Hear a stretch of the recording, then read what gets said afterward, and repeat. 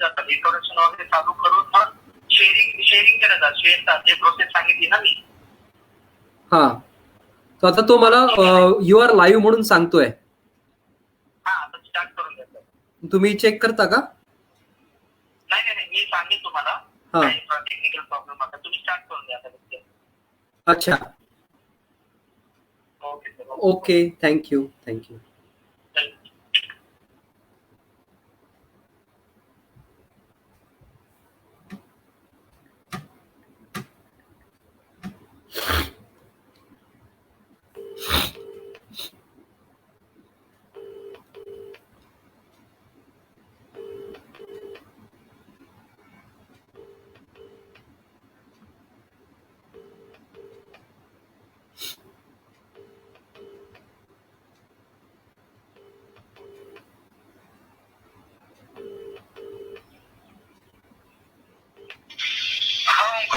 बाळकृष्ण, बाळाजी तू आहेस याच्यावरती? अच्छा, हा.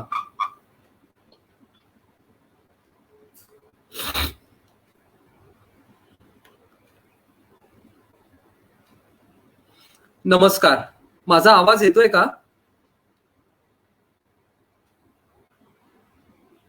नमस्कार शिंदे सर, माझा आवाज येतोय का?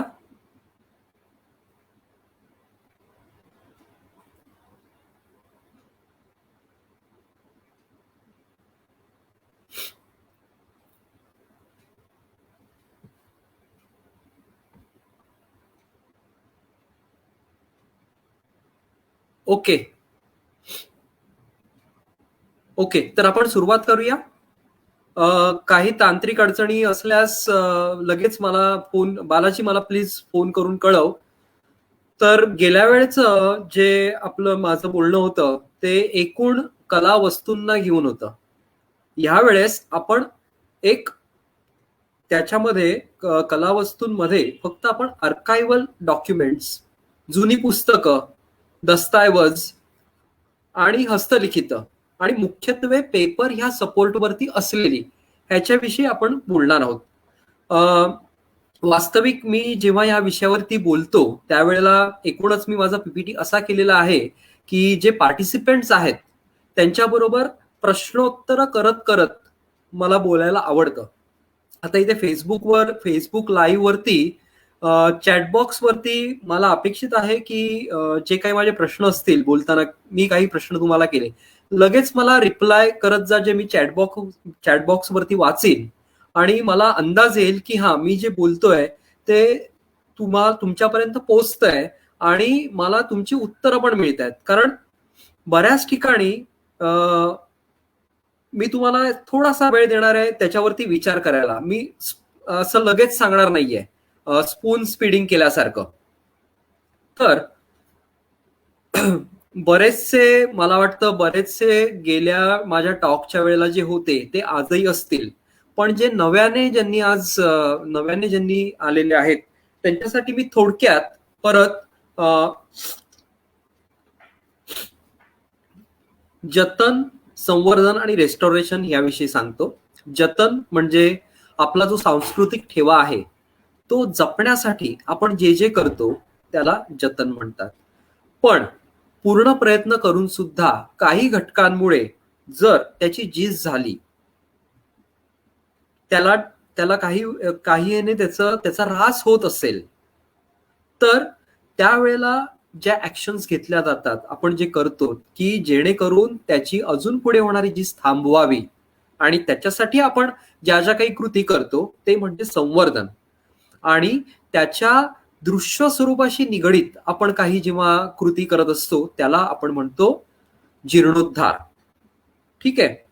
गेल्या वेळेला आठवत असेल मी तुम्हाला इंद्र आणि त्याचा ऐरावत हत्ती याचं उदाहरण दिलं होतं या टर्मिनॉलॉजीज स्पष्ट करण्यासाठी. तर आपण विषयाकडे येऊया, कारण जरी फोकस छोटाशा ह्याच्यामध्ये आलेलो असलो तरी हा एकच विषय परत भरपूर मोठा आहे. तर मी जास्त वेळ न घेता पीपीटी सुरू करतो आणि आपण विषयाकडे जाऊया. मी पीपीटी सुरू करतो, मला थोडा वेळ द्या. Screen share.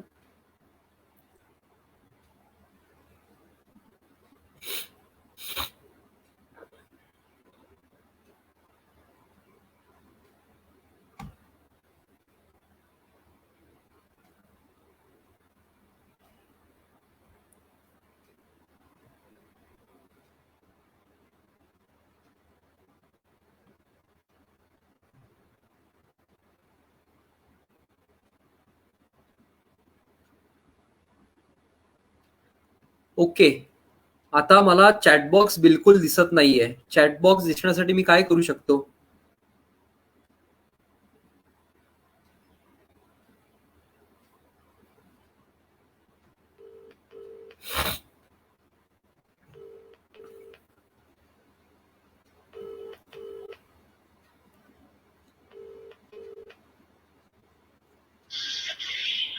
बालाजी, स्क्रीनवरती काय दिसतंय आता? पीपीटी दिसतोय का? पीपीटी दिसते आणि माझा चेहरा दिसतोय का? नाही, चॅटबॉक्स मला दिसतोय. मला चॅटबॉक्स दिसत नाहीये, तर काय कराय? साई सरांना विचार पाहिजे. साई सरांना किंवा सुजित सरांना विचार पाहिजे. अच्छा, तर मी बोललंस तर बरं होऊन जाईल. म्हणजे कसं, हा, मी बोलतो. म्हणजे वेळ झाला. हा.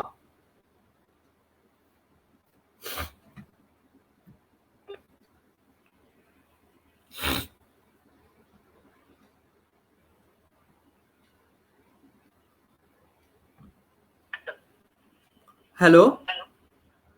हा, माझा आता स्लाइड शो दिसतोय स्क्रीनवरती, पण मला हॅलो हॅलो हॅलो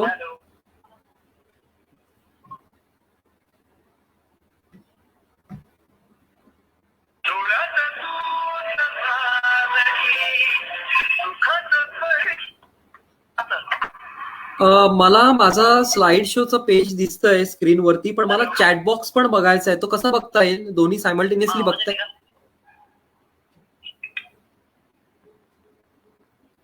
आईला. एनिवेज, मी सुरू करतो.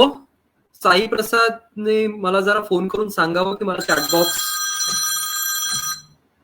Hello hello. माझं स्लाइड शो दिसतोय स्क्रीनवरती, पण मला चॅटबॉक्स पण बघायचा आहे, ज्यामुळे जेणेकरून मला जे कोणी अटेंड करतायत, टॉक अटेंड करतायत, त्यांच्या मला प्रतिक्रिया पाहायला आवडेल, किंवा ते माझ्यासाठी महत्वाचं आहे. प्रतिक्रिया तर तुम्ही लास्ट मोमेंटवर पण पाहू शकता का? म्हणजे जर काही क्वायरीज असतील आपल्याला, अच्छा, तुम्ही लास्टला तुम्ही हे करू शकता. बरं, ठीक आहे. ओके, ठीक आहे, चालेल. मी सुरू करतो. माफ करा, टेक्निकल म्हणजे मला काही गोष्टी कळत नाहीत त्याच्यामुळे. तर आपण जतन, संवर्धन आणि रेस्टॉरेशन, प्रिझर्वेशन, कॉन्झर्वेशन आणि रेस्टॉरेशन, जीर्णोद्धार याविषयी बोललो. तर सगळ्यात महत्वाचं, आपण एकूण जेव्हा आपण आता म्हणतोय की आपण आर्काइव्हल डॉक्युमेंट्स, हस्तलिखित दस्तऐवज आणि जुनी पुस्तकं, प्रिंटेड असतील किंवा हस्तलिखित असतील किंवा कशाही स्वरूपातली असतील, आपण ह्याच्याविषयी बोलणार आहोत, जिथे आपला मूळ जो सपोर्ट आहे हा पेपर आहे. तर आपलं आता हे फिक्स झालेलं आहे की कशावरती आपल्याला बोलायचंय आणि कशा प्रकारच्या वस्तूंची आपल्याला काळजी घ्यायची आहे. ते एकदा ठरल्यानंतर त्याच्या पुढचं महत्वाचं कर्तव्य आपलं हे असतं की तुमचं कलेक्शन. आता तुम्ही लायब्ररियन आहात किंवा तुम्ही हस्तलिखित आणि दस्तऐवज ह्यांचा कंट्रोल तुमच्याकडे, त्यांचं तुम्हाला संरक्षण करायचंय, त्याची तुम्हाला काळजी घ्यायची आहे. तर सगळ्यात महत्वाचं काय आहे, तर तुमचा संग्रह काय आहे तो समजून घ्या. आता संग्रह काय असतो, तर संग्रह म्हणजे तुमच्या संग्रहामध्ये काय काय आहेत? पुस्तकं असतील, हस्तलिखित असतील, पिरियडिकल्स असतात, किंवा वर्तमानपत्राची कात्रणं असतात, काही सचित्र हस्तलिखित असतील, तुमच्याकडे काही आरेखन ड्रॉइंग्स असतील, त्याच्यानंतर काही जुने नकाशे असतील, कात्रणांविषयी मी बोललो, कॅलिग्राफीची काही तुमच्याकडे काही स्पेसिमेन्स असतील आणि दस्तऐवज असतील. तर हे काय काय आहे हे तुम्हाला पहिलं माहिती असणं गरजेचं आहे. आता मॅन्युस्क्रिप्ट, हस्तलिखित म्हणजे काय? हस्तलिखित, हाताने लिहिलेली, हस्तलिखित फार सोपं आहे. डॉक्युमेंट, दस्तऐवजांमध्ये भरपूर फरक पडतात. दस्तऐवजांचं वेगवेगळ्या प्रकारे वर्गीकरण करता येऊ शकतं, की ऐतिहासिक दस्तऐवज. मग ऐतिहासिक दस्तऐवजांमध्ये एका विशिष्ट विषयाशी संबंधित दस्तऐवज, मग ते विषय परत वेगवेगळे असू शकतात. आता लायब्ररी सायन्स ज्यांना माहिती आहे त्यांना हे वेगळं सांगायची गरज नाही. अशाच प्रकारे पुस्तकं, मग त्याच्यात पण पुस्तकांचे भाग असतात. मग आता आपल्याला विषय, कुठल्या विषयाची पुस्तकं आहेत ह्यापेक्षा कुठल्या काळातली पुस्तकं आहेत हे महत्वाचं आहे. कारण जेवढं जुनं तेवढं ते जास्त नाजूक होत जातं. आता जेव्हा आपण म्हणतो की पेपर ह्या सपोर्टवरती आधारित सगळं आपलं वस्तूंविषयी आपल्याला बोलायचंय, त्यावेळेला मुळात पेपर काय असतो हे समजून घेतलं पाहिजे. पेपर तुम्ही पहा, तुमच्या रोजच्या अनुभवातून तुम्ही वर्तमानपत्र रोज वाचता, तुम्ही पुस्तकं वाचता, तर तुम्ही पेपर हाताळता, तुम्हाला नोट हाताळता, तुम्ही करन्सी हाताळता, त्यावेळेला स्पर्शाने तुम्हाला बऱ्याच गोष्टी जाणवत असतील किंवा त्याच्यावरचा पोत तुम्हाला कळत असेल. तर बेसिकली पेपर दोन प्रकारचे असतात, एक हँडमेड पेपर आणि मशीन मेड पेपर. म्हणजे हस्तनिर्मित आणि यांत्रिक पद्धतीने तयार केलेला पेपर. आता दोन्ही पद्धतीमध्ये सामायिक काय असतं, तर त्यातलं जे रॉ मटेरियल असतं ते सामायिक असतं. म्हणजे पेपर कशापासून बनतो, तर सुतापासून बनतो किंवा फ्लेक्स पासून बनतो किंवा ज्यूट पासून बनतो, लाकडाच्या याच्यापासून बनतो, बांबू पासून बनतो. मलबेरी हे एका झुडपाचं परत नाव आहे, मलबेरी, तर त्याच्या फायबर्स पासून बनतं. तर रॉ मटेरियल मध्ये फायबर्स हे फार महत्वाचे असतात. आणि फायबर्सच्या मुळाशी गेलं तर काय असतं, शेवटी ते सेल्युलोज असतं. आणि मग त्याच्याबरोबर त्याच्यामध्ये काय असतं, लिग्निन असतं, स्टार्च असतात, रेझिन्स असतात, असे वेगवेगळे घटक असतात. आता हँडमेड पेपरची प्रक्रिया कशी असते, तर हे जे फायबर्स, ह्या सगळ्या फायबर्सना कुटलं जातं. कुटल्यानंतर पाण्यात त्यांना भरपूर कुटल्यानंतर ते चांगलं भिजल्यानंतर त्याचा लगदा तयार केला जातो. ह्या सगळ्या प्रोसेसमध्ये भरपूर पाणी वापरलं जातं. त्याच्यानंतर त्याच्यामधले सगळे अशुद्ध घटक काढले जातात. अशुद्ध घटक काढल्यानंतर जो लगदा, आणखी शुद्ध लगदा मिळतो, शुद्ध स्वरूपातला जो लगदा मिळतो, तो एका विशिष्ट पृष्ठभागावरती पसरवला जातो आणि त्याला वाळत टाकलं जातं. म्हणजे असं कल्पना करा की लाकडी चौकटीच्या आतमध्ये एक जाळी बसवलेली आहे आणि जाळीवरती तो लगदा पसरवलेला आहे आणि तो नंतर मग सुकत टाकलेला आहे. आता हा लगदा सुकल्यानंतर जो पेपर तयार होतो त्याला हँडमेड पेपर, हस्तनिर्मित पेपर म्हणतात. कारण इथे कुठल्याही प्रकारच्या यंत्राचा समावेश नाहीये.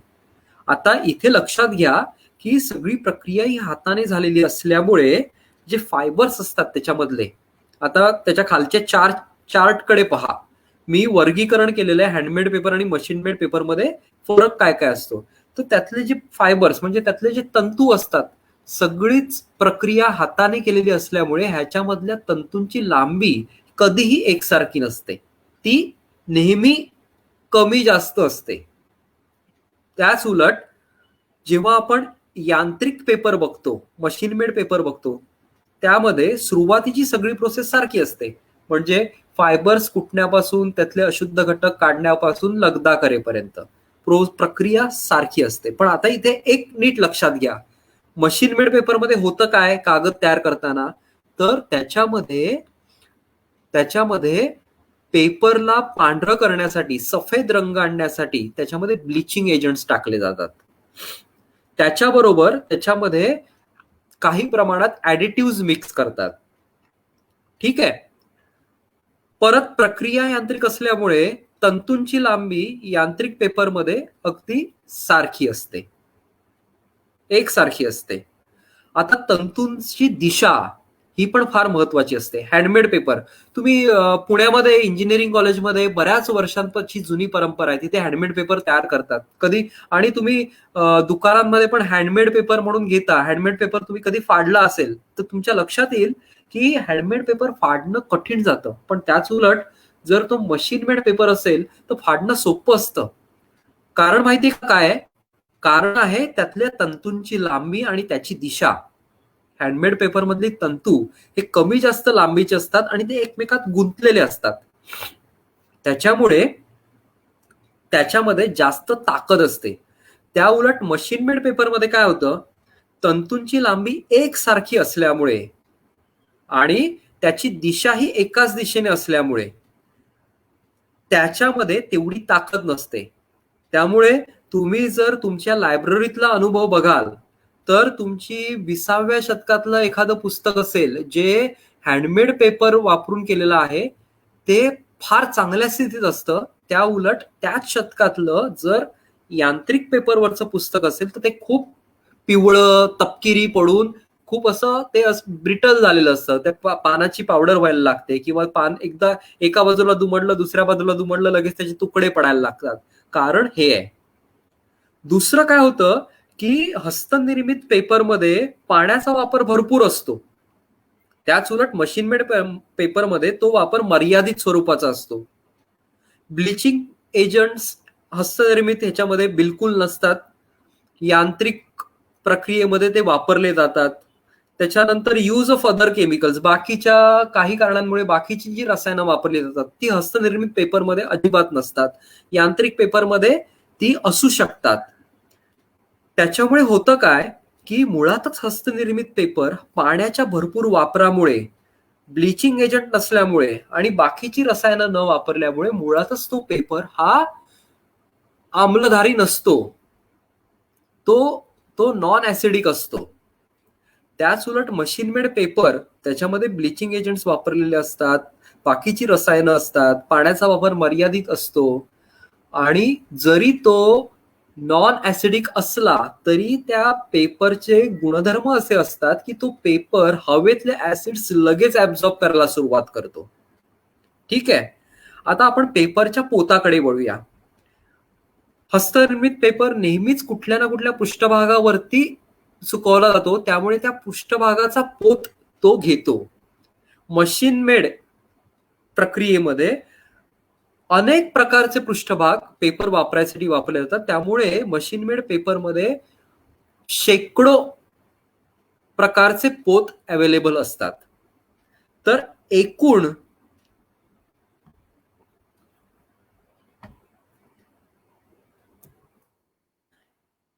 कन्क्लुजन काय, तर हस्तनिर्मित पेपर हा नेहमी जास्त स्ट्रॉंग असतो. तो नॉन ऍसिडिक असतो. त्याच्यातले तंतू कमी जास्त लांबीचे असतात, ते एकमेकांमध्ये गुंतलेले असतात. त्याच्यामध्ये पाण्याचा वापर भरपूर असतो, ब्लिचिंग एजंट्स वापरलेले नसतात, बाकीची रसायनं वापरलेली नसतात. यांत्रिक पेपर हा फायबर तंतूंची लांबी कमी एकसारखी असते, त्यांची दिशा एक असते, पाण्याचा वापर मर्यादित असतो, ब्लिचिंग एजंट्स वापरतात, बाकीची रसायनं वापरतात. याच्यामुळे मुळातच यांत्रिक पेपर हा तकलादू असतो. ही काही हस्तनिर्मित पेपर कसा केला जातो त्याचे काही चित्र आहेत. पहिल्या पेपरमध्ये तुम्ही पाहाल की फायबर्स कागदाचा लगदा तयार केला जातोय. त्याच्यानंतर कागदाचा लगदा ह्या डावीकडच्या खालच्या इमेजमध्ये तो त्याच्यातले विशुद्ध घटक काढून टाकले जात आहेत आणि त्याच्यानंतर ह्या आजीबाई इकडे काय करतायत, तर तो सुकवलेला पेपर आहे जो सरफेसवरून काढलेला, त्याला एका दगडाने त्याला ते बर्निश करतायत, ज्याच्यामुळे त्याचा सरफेस हा अजून टिकाऊ होतो, त्याचा पृष्ठभाग अजून टिकाऊ होतो. आता गेल्या वेळेच्या मी टॉकमध्ये म्हटल्याप्रमाणे आपल्या हे काय असतात, आपल्या पायऱ्या काय आहेत कलावस्तूंची देखभाल करण्यासाठी, तर सगळ्यात पहिल्यांदा कलावस्तूचं मटेरियल जाणून घ्या. आपण आता मटेरियल पेपर कसा तयार होतो हे आपण जाणून घेतलं. मटेरियल टेक्नॉलॉजी आपल्याला समजली. मटेरियल टेक्नॉलॉजी समजल्यानंतर पुढचा भाग काय आहे, तर त्याची झीज कुठल्या कुठल्या प्रकारे होते ह्याच्याकडे वळणं. आता आपण त्या टप्प्यावरती आहोत आणि मी पुढचे टप्पे अगोदरच सांगतो, जे तुम्हाला माझं बोलणं ऐकताना आणि चित्र बघताना त्याची सांगड तुम्ही घालत जा, म्हणजे तुम्हाला तुमचं समजणं जे आहे ना ते अजून सोपं होऊन जाईल. तर आपण आता म्हणतोय की झीज कशा प्रकारे होते त्याचे घटक पाहायचे. एकदा हे घटक पाहून झाले की त्याची सिम्पटम्स काय आहेत ते बघायचे आणि त्याच्या मुळाशी जायचं. आणि हे एकदा समजल्यानंतर मग त्याच्यावरती प्रतिबंधात्मक योजना काय करता येईल ह्याच्याकडे सगळं लक्ष आपलं द्यायचं. ह्या आपल्या एक बेसिक आपल्या पायऱ्या आहेत.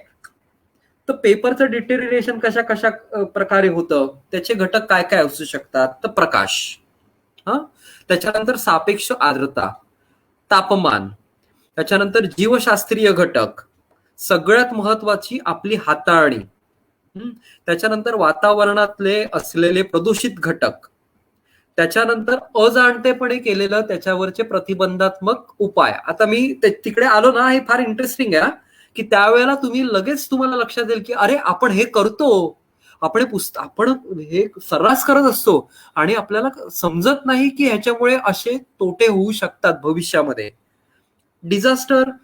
डिझास्टर हे काही सांगून येत नाही. आग लागणं, पूर येणं, भूकंप होणं किंवा युद्ध हे सांगून येत नाही, पण त्याच्यासाठीची आपली यंत्रणा मात्र असली पाहिजे.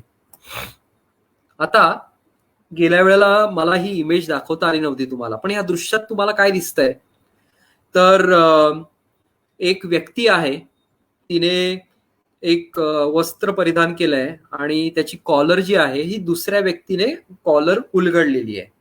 आता आपल्याला इथे काय समजतं?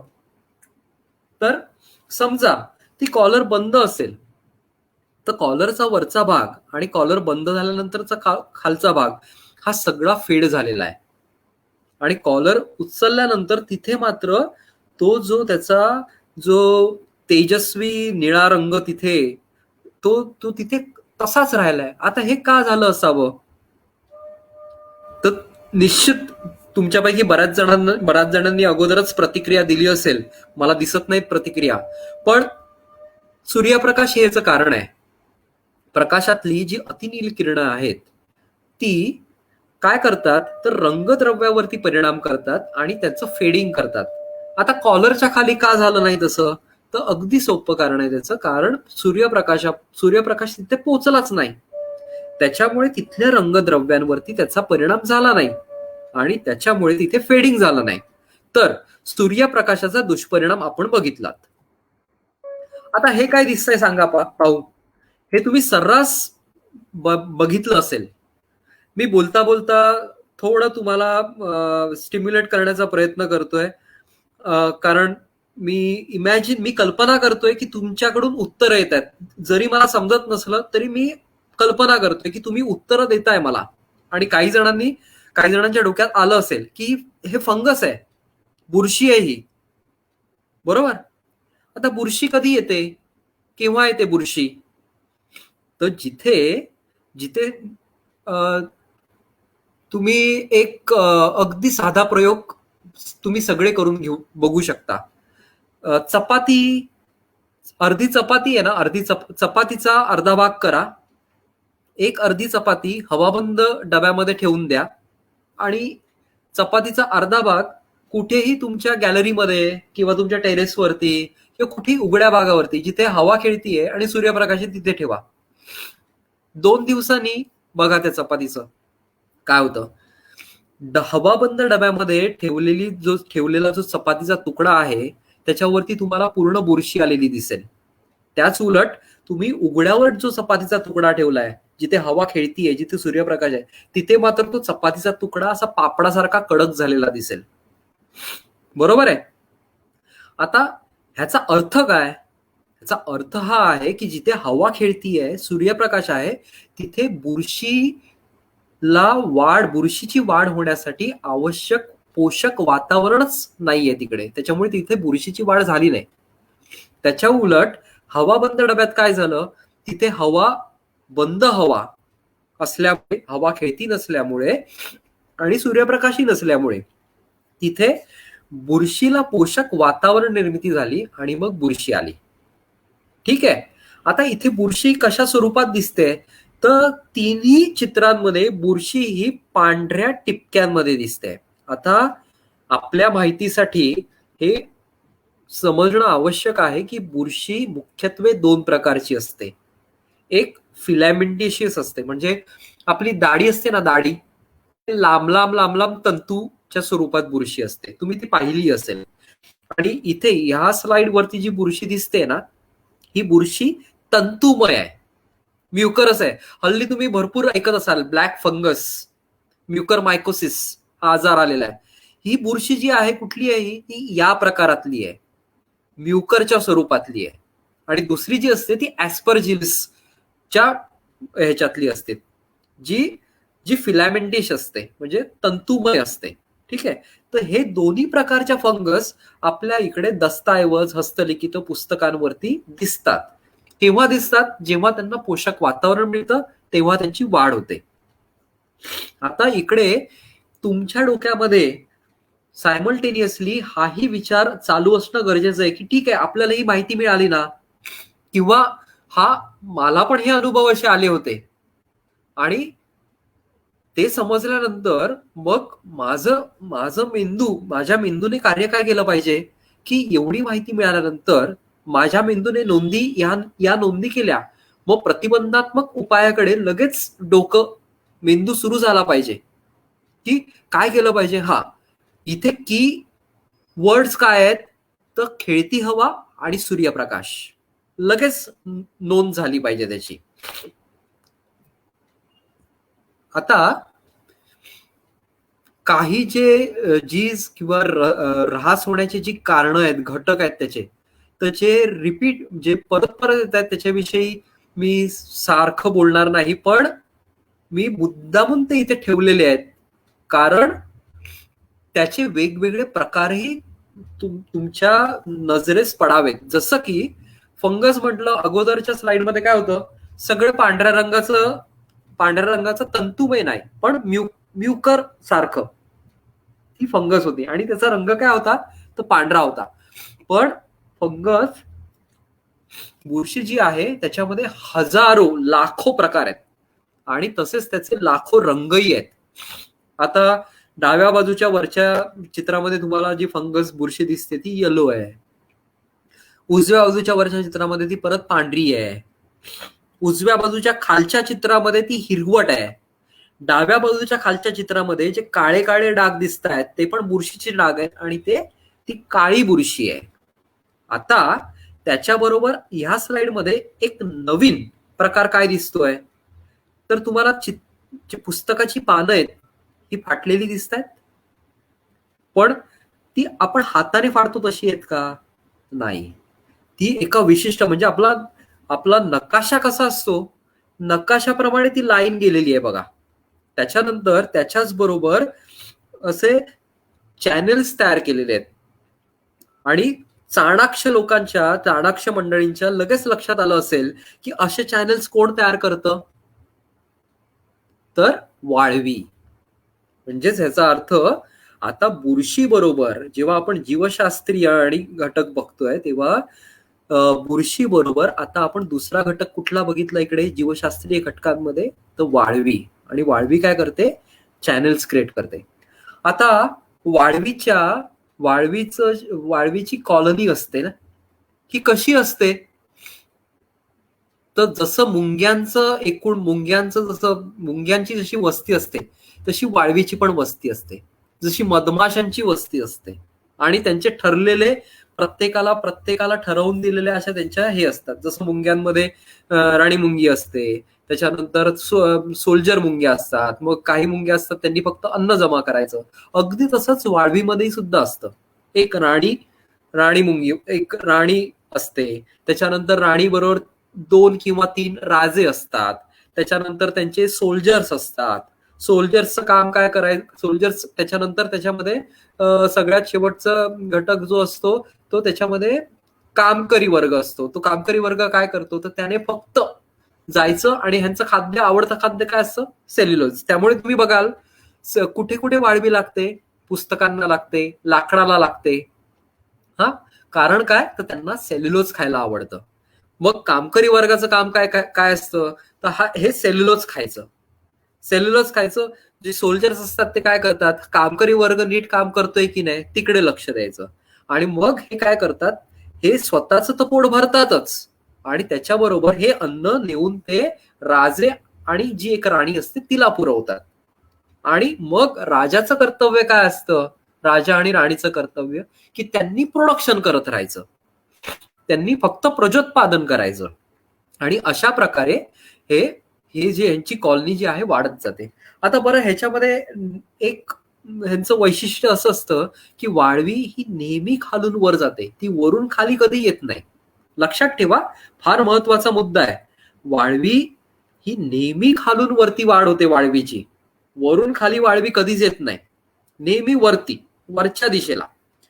त्यामुळे आता इथे हे लक्षात ठेवा आणि ह्याच्यावरतून मग प्रतिबंधात्मक योजना ह्याच्यासाठी तुमची काय असली पाहिजे, किंवा वाळवी लागलेली तुमच्या जिथे तुमचा संग्रह आहे, दस्तऐवज हस्तलिखित पुस्तकांचा संग्रह आहे आणि तिथे तुम्हाला वाळवी दिसली, कपाटांना लागलेली वाळवी आहे, तर लगेच तुमचं डोकं हे झालं पाहिजे की हा इथे वाळवी दिसते, तर वाळवी आली कुठून असेल, तर तिथे उपाययोजना करायची आहे. कारण प्रजोत्पादन कुठे चाललंय, प्रजोत्पादन जिथे चाललंय ती जागा निवडून जर तिथे हे केला, तिथे अटॅक केला, तर तुम्ही ठोस प्रतिबंधात्मक उपाय योजू शकता. नाही तर तुम्हाला दिसतंय तिकडेच आपलं करत राहिलात आणि खाली प्रजोत्पादन होतंय, तिथून परत वाळवी वरती येते, तो काही ठोस प्रतिबंधात्मक उपाय होऊ शकत नाही. तर अशा ह्याने सायमल्टेनियसली प्रतिबंधात्मक उपायांवरती पण विचार करत राहा. पण त्यावेळेला ते जर जड होत असेल तर आत्ता सोडून द्या. आत्ता फक्त चित्र काय दिसतंय आणि चित्रांमध्ये जे आपल्याला जे काय काय आपल्याला क्लूज मिळत आहेत आणि त्याच्यावरतून आपण काय निर्णयाप्रत येऊ शकतो आणि त्याच्यासाठी कशी विचारसरणी आवश्यक आहे ह्याच्याकडे मात्र पूर्ण लक्ष असू द्या. आता अगोदर पाहिलेले घटक काय दिसत आहेत, बुरशीचे काळे डाग दिसत आहेत, त्याच्यानंतर पानांवरती वळ्या पडलेल्या आहेत, क्रीजेस पडलेल्या आहेत, भोकं पण दिसत आहेत. आता ही भोकं कशाची असू शकतात, एक तर वाळवीची असू शकतात, म्हणजे आता माझ्या कर्सरकडे बघा, इथे चॅनल दिसतोय पण तो छोटासा चॅनल आहे, पण त्याच्यापेक्षा जास्त इकडे बारीक बारीक जे छिद्र आहेत त्याचं प्रमाण जास्त आहे. हे कोण करू शकतं, तर बुकवॉर्म म्हणून एक किडा असतो. बुकवॉर्म अशा प्रकारे पुस्तकांना छिद्र पाडतो आणि हा पण म्हणजे तो छिद्र पाडत जातो, ह्याची काही एक दिशा नसते ठराविक, वरून खाली खालून वरती असं काही नाही, पण तो कधीच आडवी हे करत नाही.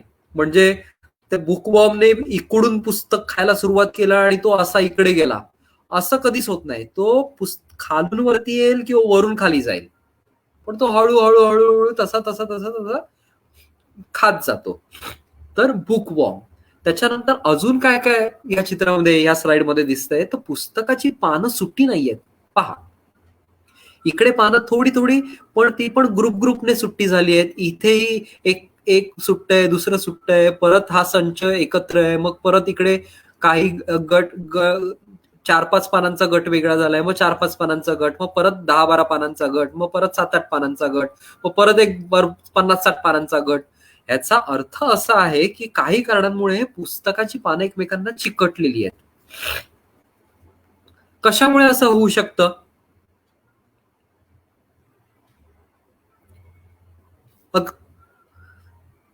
हे तेव्हाच होऊ शकतं जेव्हा पुस्तक पाण्यात भिजेल किंवा तिकडे जिथे पुस्तकाचं कपाट आहे तिथे भिंतीवरती सिपेज आलंय, ओलावा निर्माण झालाय, किंवा वरतून पाणी गळलं, ते पाणी त्या शोकेशवरती गळलं, शोकेश कपाटामधून त्या आतमधल्या पुस्तकांवरती गळलं, पुस्तक भिजलं. तर पुस्तक भिजल्यानंतरच अशा प्रकारे पानं एकमेकांना चिकटली जाऊ शकतात. आता पहा, मी एकाच याच्यामध्ये किती किती गोष्टी ऑब्झर्व करून दिसतंय. ऍक्च्युली मी जेव्हा बोलतो त्यावेळेला मी जे समोरचे जे श्रोते असतात त्यांना बोलायला भाग पडतो की ठीक आहे, आता ह्या 5 गोष्टींविषयी बोललो, त्याच्यामध्ये अजून एक गोष्ट आहे, सांगा, अशा प्रकारे. पण आता इथे तो काही स्कोप नाहीये. पण तुम्ही इथे बघाल, हे जे सगळ्यात जे जास्त उघडं पान आहे, हे इथे काही ठिकाणी पानाचा पृष्ठभाग पांढरा आहे, पण काही ठिकाणी हा तपकिरी आहे. असं का झालं असेल, किंवा त्याच्या पुस्तकाच्या जाडसर भागावरती पण बघा, काही ठिकाणी पांढरं आहे, काही ठिकाणी बुरशीचे काळे डाग आहेत, काही ठिकाणी इथे ते पिवळं आहे, इथे ते खूप तपकिरी आहे, गर्द तपकिरी आहे, आणि इकडे ते फिकट तपकिरी आहे. असं का? याचं कारण हे आहे की आपण जसं आधी आपण बोललो याच्यावरती की पुस्तकात पेपरचा गुणधर्म काय असतो, तर हवेतली ऍसिड्स ऍब्झॉर्ब करणं. आता हवेतली ऍसिड्स ऍब्झॉर्ब केल्यानंतर होतं काय, ऍसिड्स पहिलं पेपर मधलं जे बाइंडिंग मटेरियल असतं त्याच्यावरती आघात करतो आणि मग पेपर विरटल व्हायला लागतो. बरोबर आहे.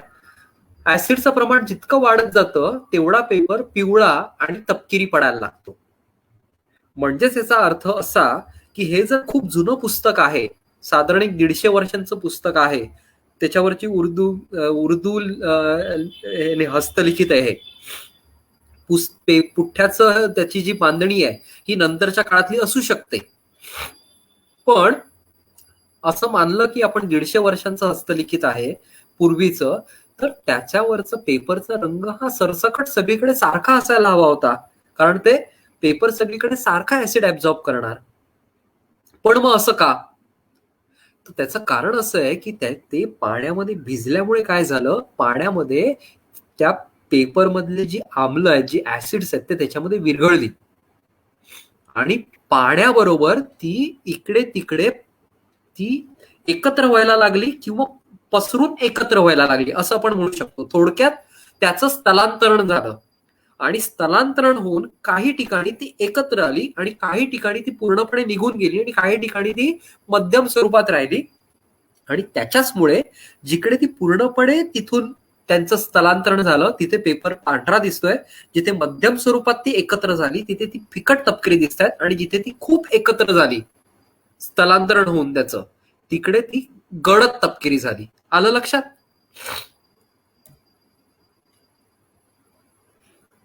आता इथे बुकवॉर्म्सची छिद्र, वाळवीचे हे चॅनल्स, बुरशीचे काळे टिपके, ह्याच्या व्यतिरिक्त चीज आपल्याला बघायची. इथे एक दिसतंय की इथेही ह्या भागामध्ये हा पेपर जास्त तपकिरी झालाय, वरच्या भागामध्ये तो पांढरा आहे. याचा अर्थ अगोदरच्या स्लाइडमध्ये आणि ह्या स्लाइडमध्ये सामायिक काय आहे, तर हेही चित्र पाण्यामध्ये भिजलेलं आहे, पण ते फक्त हा खालचा भाग भिजलेला आहे आणि मग त्यातल्या ऍसिडचं जे स्थलांतरण आहे हे तुम्हाला दिसतंय. ह्याच्या व्यतिरिक्त जीज कुठला घटक दिसतोय, कुठल्या प्रकारची जीज झाली आहे, तर इथे असं दिसतंय की त्याची बांधणी जी आहे पुस्तकाची ही फारच त्याच्यावरती पाण्यामुळे फारच त्याची जीज झालेली आहे, खूप डॅमेजेस झालेले आहेत, कदाचित पानं एकमेकांपासून सुटलेली पण असतील. आणि इथे ते दिसतंय जर पुस्तकाची बांधणी चांगली असती, ह्या इथे पुस्तकाची बांधणी चांगली असते ह्या बाजूला, तर इकडे ही जी सगळी त्याची पानं आहेत ही एका प्रतलात असती, ती अशी वेगवेगळी नसती झाली. त्याच्यानंतर अजून काय काय इकडे दिसतंय, इकडे कोपरा दुमडलेला आहे, त्याच्यानंतर परत इकडे वाळवीचे हे दिसत आहेत. आता इथे हस्तलिखित, ह्या हस्तलिखितामध्ये त्याची जी बॉर्डर आहे ती निळ्या आणि लाल रंगामध्ये केलेली आहे. पण सुदैवाने तुम्ही पाहाल की जिथे ते पाण्यात भिजलंय हा एवढा एरिया, याच्या खालचा एरिया पाण्यात भिजल्यामुळे फार महत्वाचं निरीक्षण हे आहे की हे जे निळं लाल रंगद्रव्य आहे आणि त्याच्याबरोबर ती हस्तलिखित लिहिण्यासाठी जी शाई वापरलेली आहे ती पाण्यामध्ये बिलकुल स्मर्ज झालेली नाहीये. याचा अर्थ ही सगळीच रंगद्रव्य, कुठली रंगद्रव्य, काळी शाई, लाल आणि निळ रंगद्रव्य, हे बिलकुल पाण्याला अजिबात हे करणार नाहीये, ते कुठल्याही प्रकारे त्याच्यामध्ये विरघळणार नाहीये. आणि त्याच्यामुळे असं म्हणता येईल हे एक चांगल्या दर्जाचं हस्तलिखित आहे आणि त्याच्यामुळे त्याची कमीत कमी हानी झाली आहे. आता ह्या स्लाइड मधला उजवीकडचं जे चित्र आहे हे आता सोडून द्या, कारण आपण तेवढ्या खोलात जायला लागलो आपल्याला 1.5 तासही 2 तासही अपुरे पडतील.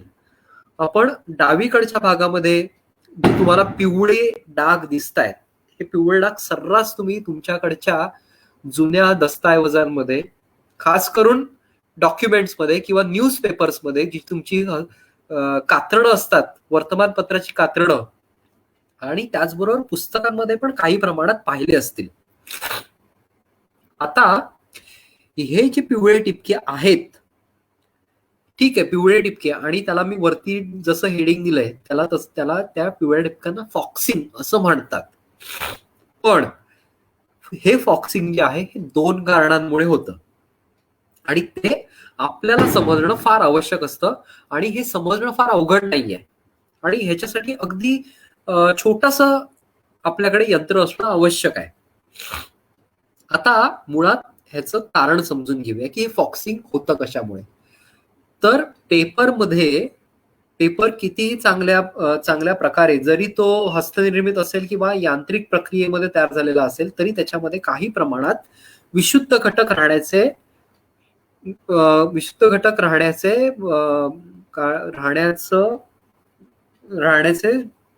काही प्रमाणात राहण्याचे त्याच्यामध्ये चान्सेस असतात. मी मगाचपासून विशुद्ध हा शब्द वापरतोय, मला माफ करा, मला विशुद्ध नाही, मला अशुद्ध म्हणायचंय.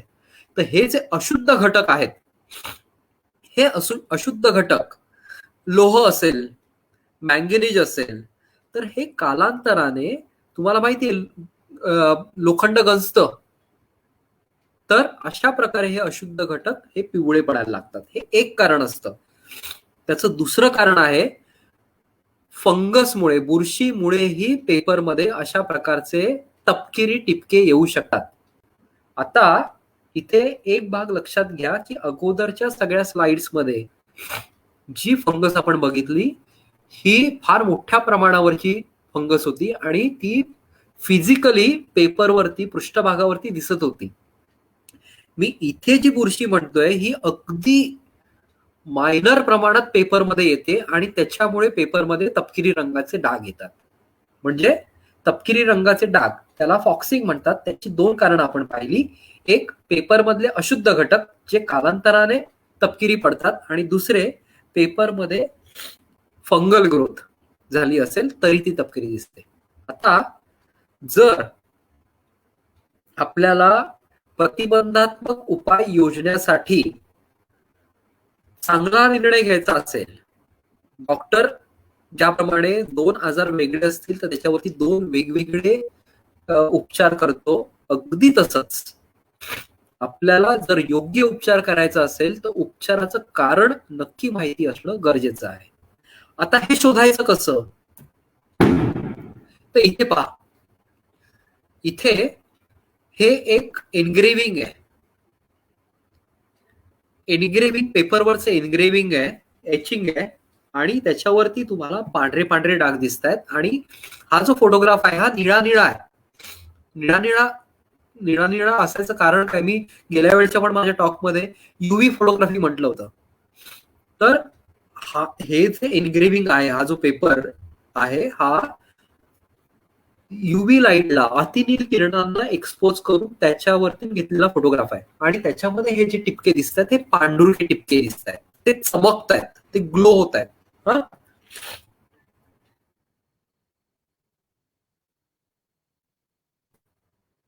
आणि त्याच्या उलट ह्याच्यामध्ये काही टिपके इथे, त्याच्यानंतर इथेही आहेत, इथे आहेत, काही ह्या भागामध्ये आहेत, इथे आहे, इथे आहेत काळी टिपके, ह्या भागामध्ये आहेत, इथे मध्ये आहेत काही. हे युव्ही लाईट मध्ये चमकत नाहीयेत, ते तसेच डार्क दिसत आहेत. लक्षात घ्या, युव्ही लाईट मध्ये तपासल्यानंतर, म्हणजे युव्ही लाईट, आता तुम्हाला युव्ही लाईट ज्यांना अजूनही लक्षात येत नसेल त्यांना अगदी सोपं उदाहरण सांगेन मी. तुम्ही दुकानांमध्ये वगैरे जे नोटा खऱ्या आहेत की नाही, खऱ्या आहेत की खोट्या, असं बघायसाठी त्यांच्याकडे एक पेन असतं, किंवा हिरे व्यापाऱ्यांकडे एक पेन असतं ज्याच्यामधून ते त्याच्या टोकाला असा एकदम डार्क ब्ल्यू लाईट त्याच्यातून पडतो, तो युव्ही लाईट. तर त्या लाईट खाली जे टिपके ग्लो होत आहेत, चमकत आहेत, त्याचा अर्थ पेपरमध्ये इथे फंगल ग्रोथ आहे. लक्षात घ्या, तिथे बुरशी आहे. पण जे टिपके डार्क दिसत आहेत ते तिथे मात्र फंगस नाहीये, पण तिथे अशुद्ध घटक आहेत. आता काही वेळेला दोन्ही, आता मी उदाहरणाला दाखल मी असं उदाहरण घेतलंय की जिथे दोन्ही गोष्टी दिसत आहेत, की जिथे टिपके चमकतायत पण आणि जिथे टिपके डार्कही दिसत आहेत. पण बऱ्याचदा म्हणजे हे उदाहरण असं अपवादात्मक मिळतं. अन्यथा जे डार्क टिपके आहेत युव्ही मध्ये डार्कच दिसतात, नाहीतर डार्क तपकिरी टिपके युव्ही मध्ये चमकतात. तर आपल्याला ह्याच्या पुढे हे लगेच कळलं पाहिजे की हा युव्ही मध्ये तपकिरी टिपका डार्क दिसतोय, याचा अर्थ अशुद्ध घटक आहे. म्हणजे ह्याचा अर्थ तो पेपरच्या आतमध्ये असलेला अशुद्ध घटक जो त्याचा इनहेरिटंट भाग आहे त्या पेपरचा, तो आपल्याला काढता येणार नाही आणि आपल्याला तो स्वीकारला पाहिजे, आहे तसा स्वीकारला पाहिजे. पण जर ते टिपके चमकतायत आणि बुरशी आहे, याचा अर्थ लगेचच आपल्याला प्रतिबंधात्मक उपाययोजना केली पाहिजे, त्याला अँटीफंगल ट्रीटमेंट केली पाहिजे आणि त्याच्यासाठी त्या क्षणापासून ते जे तो आहे ते चांगल्या खेळत्या हवेत आणि जिथे चांगली खेळती हवा आहे आणि डायरेक्ट सूर्यप्रकाश नाहीये पण इनडायरेक्ट सूर्यप्रकाश आहे, अशा ह्याच्यामध्ये ते ठेवलं पाहिजे. आता इथे काय दिसतंय तर चित्रांमध्ये वळ्या पडलेल्या आहेत, बरोबर. आता दृश्याचं आपल्याला विश्लेषण करायचंय आणि जितकं आपण दृश्याचं विश्लेषण नीट करू तेवढं आपल्याला त्याची कारणं समजत जातात. आता ह्याच्यामध्ये आपण ह्या चित्रावरती कॉन्सन्ट्रेट करू, बाकीची 3 आता चित्र सोडून द्या. इथे वळ्या दिसत आहेत. वळ्या, पुस्तकाला वळ्या ह्या आडव्या दिशेने गेल्यात, त्या उभ्या दिशेने नाहीयेत. हे पहिलं आपलं एक निरीक्षण असू शकतं. ठीक आहे, आता हे निरीक्षण केलं तर दुसरं निरीक्षण काय असू शकतं? दुसरं निरीक्षण हे असू शकतं की पेपरची जिथे बांधणी आहे तिथे या वळ्या सगळ्या जवळ आलेल्या आहेत, एकत्र आलेल्या आहेत. पेपरचा जो मधला भाग आहे तिथे या ज्या वळ्या आहेत या एकमेकांपासून दूर गेल्यात आणि पेपरचा जो बाहेरचा भाग आहे तिथे मात्र या वळ्यांची संख्या फारच कमी झालेली आहे. म्हणजे समजा इकडे वळ्यांची संख्या 20 असेल तर इकडे ती निम्म्यावरती आलेली आहे.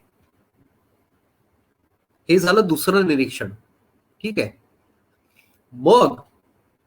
मग आता निष्कर्षापर्यंत येऊ शकतो आपण. का झालं असेल असं? तर आपल्याला एक माहिती आहे की पेपर, लाकूड हे सापेक्ष आर्द्रता जास्त असेल तर ते प्रसरण पावतात, बरोबर आहे ना, कारण ते हवेतलं पाणी शोषून घेतात. पावसाळ्यामध्ये आपल्या घराचे लाकडी दरवाजे फुगतात आणि दरवाजे जाम होतात. का? कारण ते लाकडी दरवाजे फुगतात, पाणी शोषून घेतात. तसंच पेपर पण पाणी शोषून घेतो, पेपर प्रसरण पावतो. मग पेपर जर प्रसरण पावतो, सगळं पुस्तक जर पेपरचं बनलेलं आहे तर मग त्याचं सगळीकडून सारखं प्रसरण झालं पाहिजे, त्याचं आकुंचन पण सारखं झालं पाहिजे. मग या वळ्या आडव्याच का? बरं, त्याच्यातही इकडे भरपूर वळ्या आणि इकडे कमी, असं का? निरीक्षण केल्यानंतर प्रश्न पडतात ना. मग निष्कर्ष काय असू शकतो? काय असेल याचं कारण? कारण हे आहे की पुस्तकाची बांधणी इथे आहे, बरोबर. पुस्तकाची बांधणी इथे आहे, ह्याचाच अर्थ पुस्तकांमधली किंवा त्या ग्रंथांमधली सगळी पानं जी आहेत ही एका बाजूने बांधली गेलेली आहेत.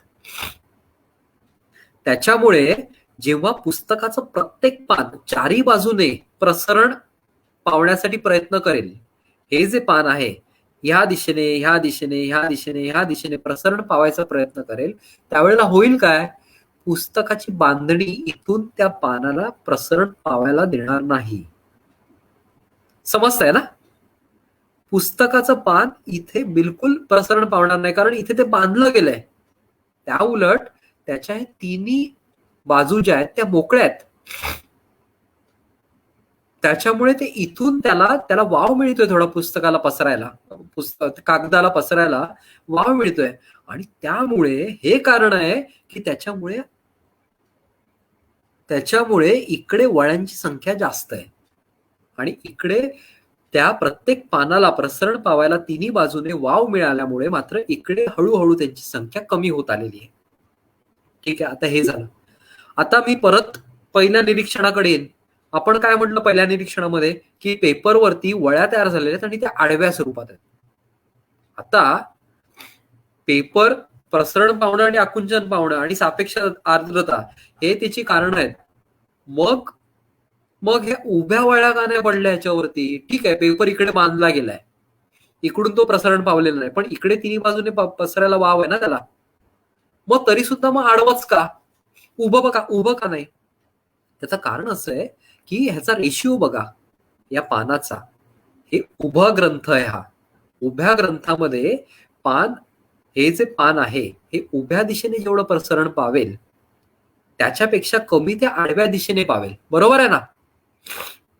ह्याचा अर्थ ह्याचं प्रसरण, आकुंचन आणि प्रसरण हे उभ्या दिशेने जास्त आहे. त्याच्यामुळे तो उभा असा कमी जास्त होतोय आणि त्याच्यामुळे ह्या आडव्या रिंकल्स त्याच्यावरती आलेल्या आहेत.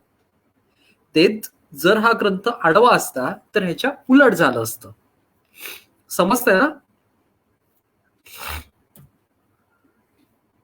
अच्छा, आता अजून एक दुसरा जिजेचा घटक. इकडे काय झालंय तर पेपर तर हा आहे पांढरा, हा पेपरचा ओरिजिनल हे दिसतोय. त्याच्यानंतर त्याच्यावरती प्रिंट दिसते आहे आणि त्याच्यामध्ये कुठून तरी हा लालसर रंग आलेला आहे आणि इथे मात्र तपकिरी रंग आहे आणि तो इकडे असा डार्क होत होत असा त्याची एज, त्याची जी कडा आहे ती सगळ्यात गडद झाली आहे. तर तुमच्यापैकी काही ना किंवा बहुतांश लोकांना फक्त जर आपण ह्याची कारण मीमांसा करायची झाली तर लगेच समजू शकतं की हे चित्रातल्या ऍसिडचं स्थलांतरण झालेलं आहे. हे जे पुस्तक आहे हे इकडून भिजलं असावं, इकडून पाणी त्याच्यात घुसलंय, ते इथपर्यंत आलंय आणि त्याच्यामुळे काय झालं, जेव्हा पुस्तक परत बाहेरून आतमध्ये सुकत जाणार, सुकण्याची प्रक्रिया जी आहे ही बाहेरून आतमध्ये आहे. त्याच्यामुळे जसं ते सुकत गेलंय तसं तिकडची ऍसिड जी आहे ती अशी स्थलांतर होत होत होत या ठिकाणी एकत्र झालेली आहेत आणि त्याच्यामुळे हा फिक्कट ते गडद आणि तिची कडाई जी आहे ही अतिशय गडद असा हा डाग त्याच्यावरती निर्माण झालेला आहे. ठीक आहे, हे कळलं. हा लाल रंग आला कुठून? तर ह्याचं कारण हे इथे असू शकतं. इथे ज्या इंक आहेत ह्याच्यामध्ये पिवळ्या इंक बरोबर लाल इंक असण्याची शक्यता आहे आणि ती लाल इंक पाण्यामध्ये हे येऊन ती त्याच्याबरोबर इकडे येऊन ती पुस्तक उभं असेल. पुस्तक हे असं इकडून भिजत गेलेलं आहे, हा भाग भिजलेला आहे, इथला भाग ह्याच्यामध्ये जे लाल जे रंगद्रव्य आहे किंवा त्याच्यामधले डाईज असण्याची शक्यता आहे किंवा इंक असण्याची शक्यता आहे जी पाण्यात विरघळून पुस्तक उभं असण्याच्या स्थितीमध्ये सगळं इथे येऊन साचलेलं आहे. बरं, इथे का नाहीये? तर इथे सहज लक्षात आहे की पृष्ठभाग हा कशा तरी कारणामुळे हा सोलवटला गेलेला आहे, वरतून निघून गेलेला आहे, त्याच्यामुळे त्याच्याबरोबर तिथली इंक ही निघालेली आहे.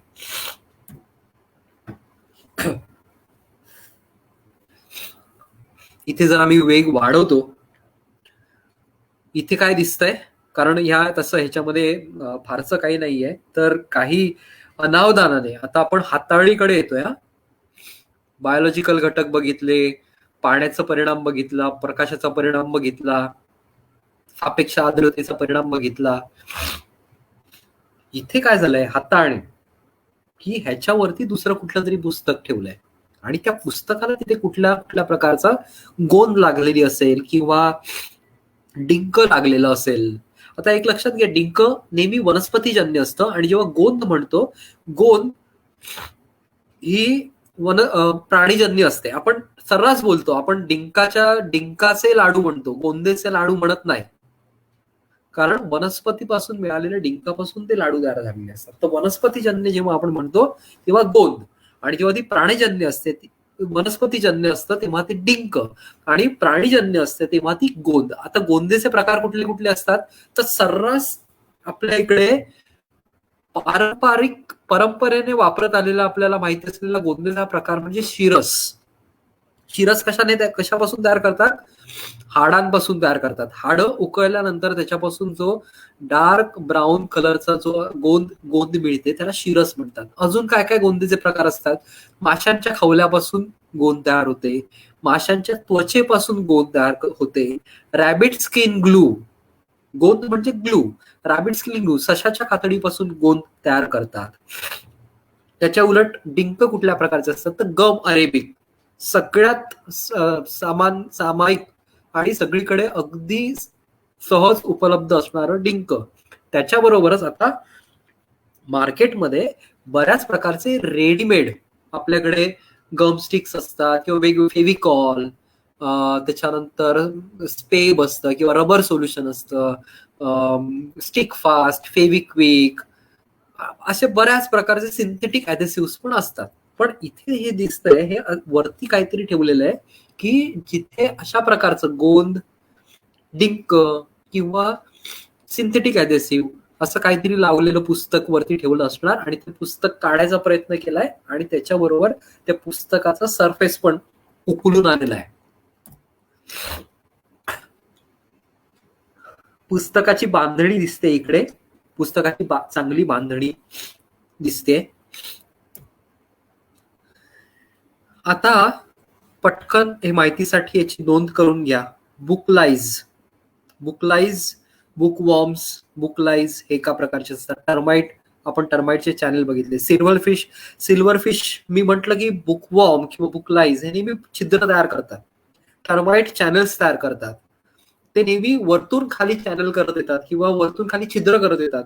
पण सिल्वरफिश जो आहे हा फक्त कागदाचा पृष्ठभाग खातो. म्हणजे तुम्हाला समजा कागदाचा फक्त पृष्ठभाग खाल्लेला दिसला, ह्याचा अर्थ तो सिल्वरफिश अटॅक आहे. उंदरांचं गुरतडणं तुम्हाला माहिती आहे, आणि कॉक्रोचचं खाणं पण, झुरळांचं पण विशिष्ट प्रकारे खातात, तेही तुम्ही पाहिलं असेलच.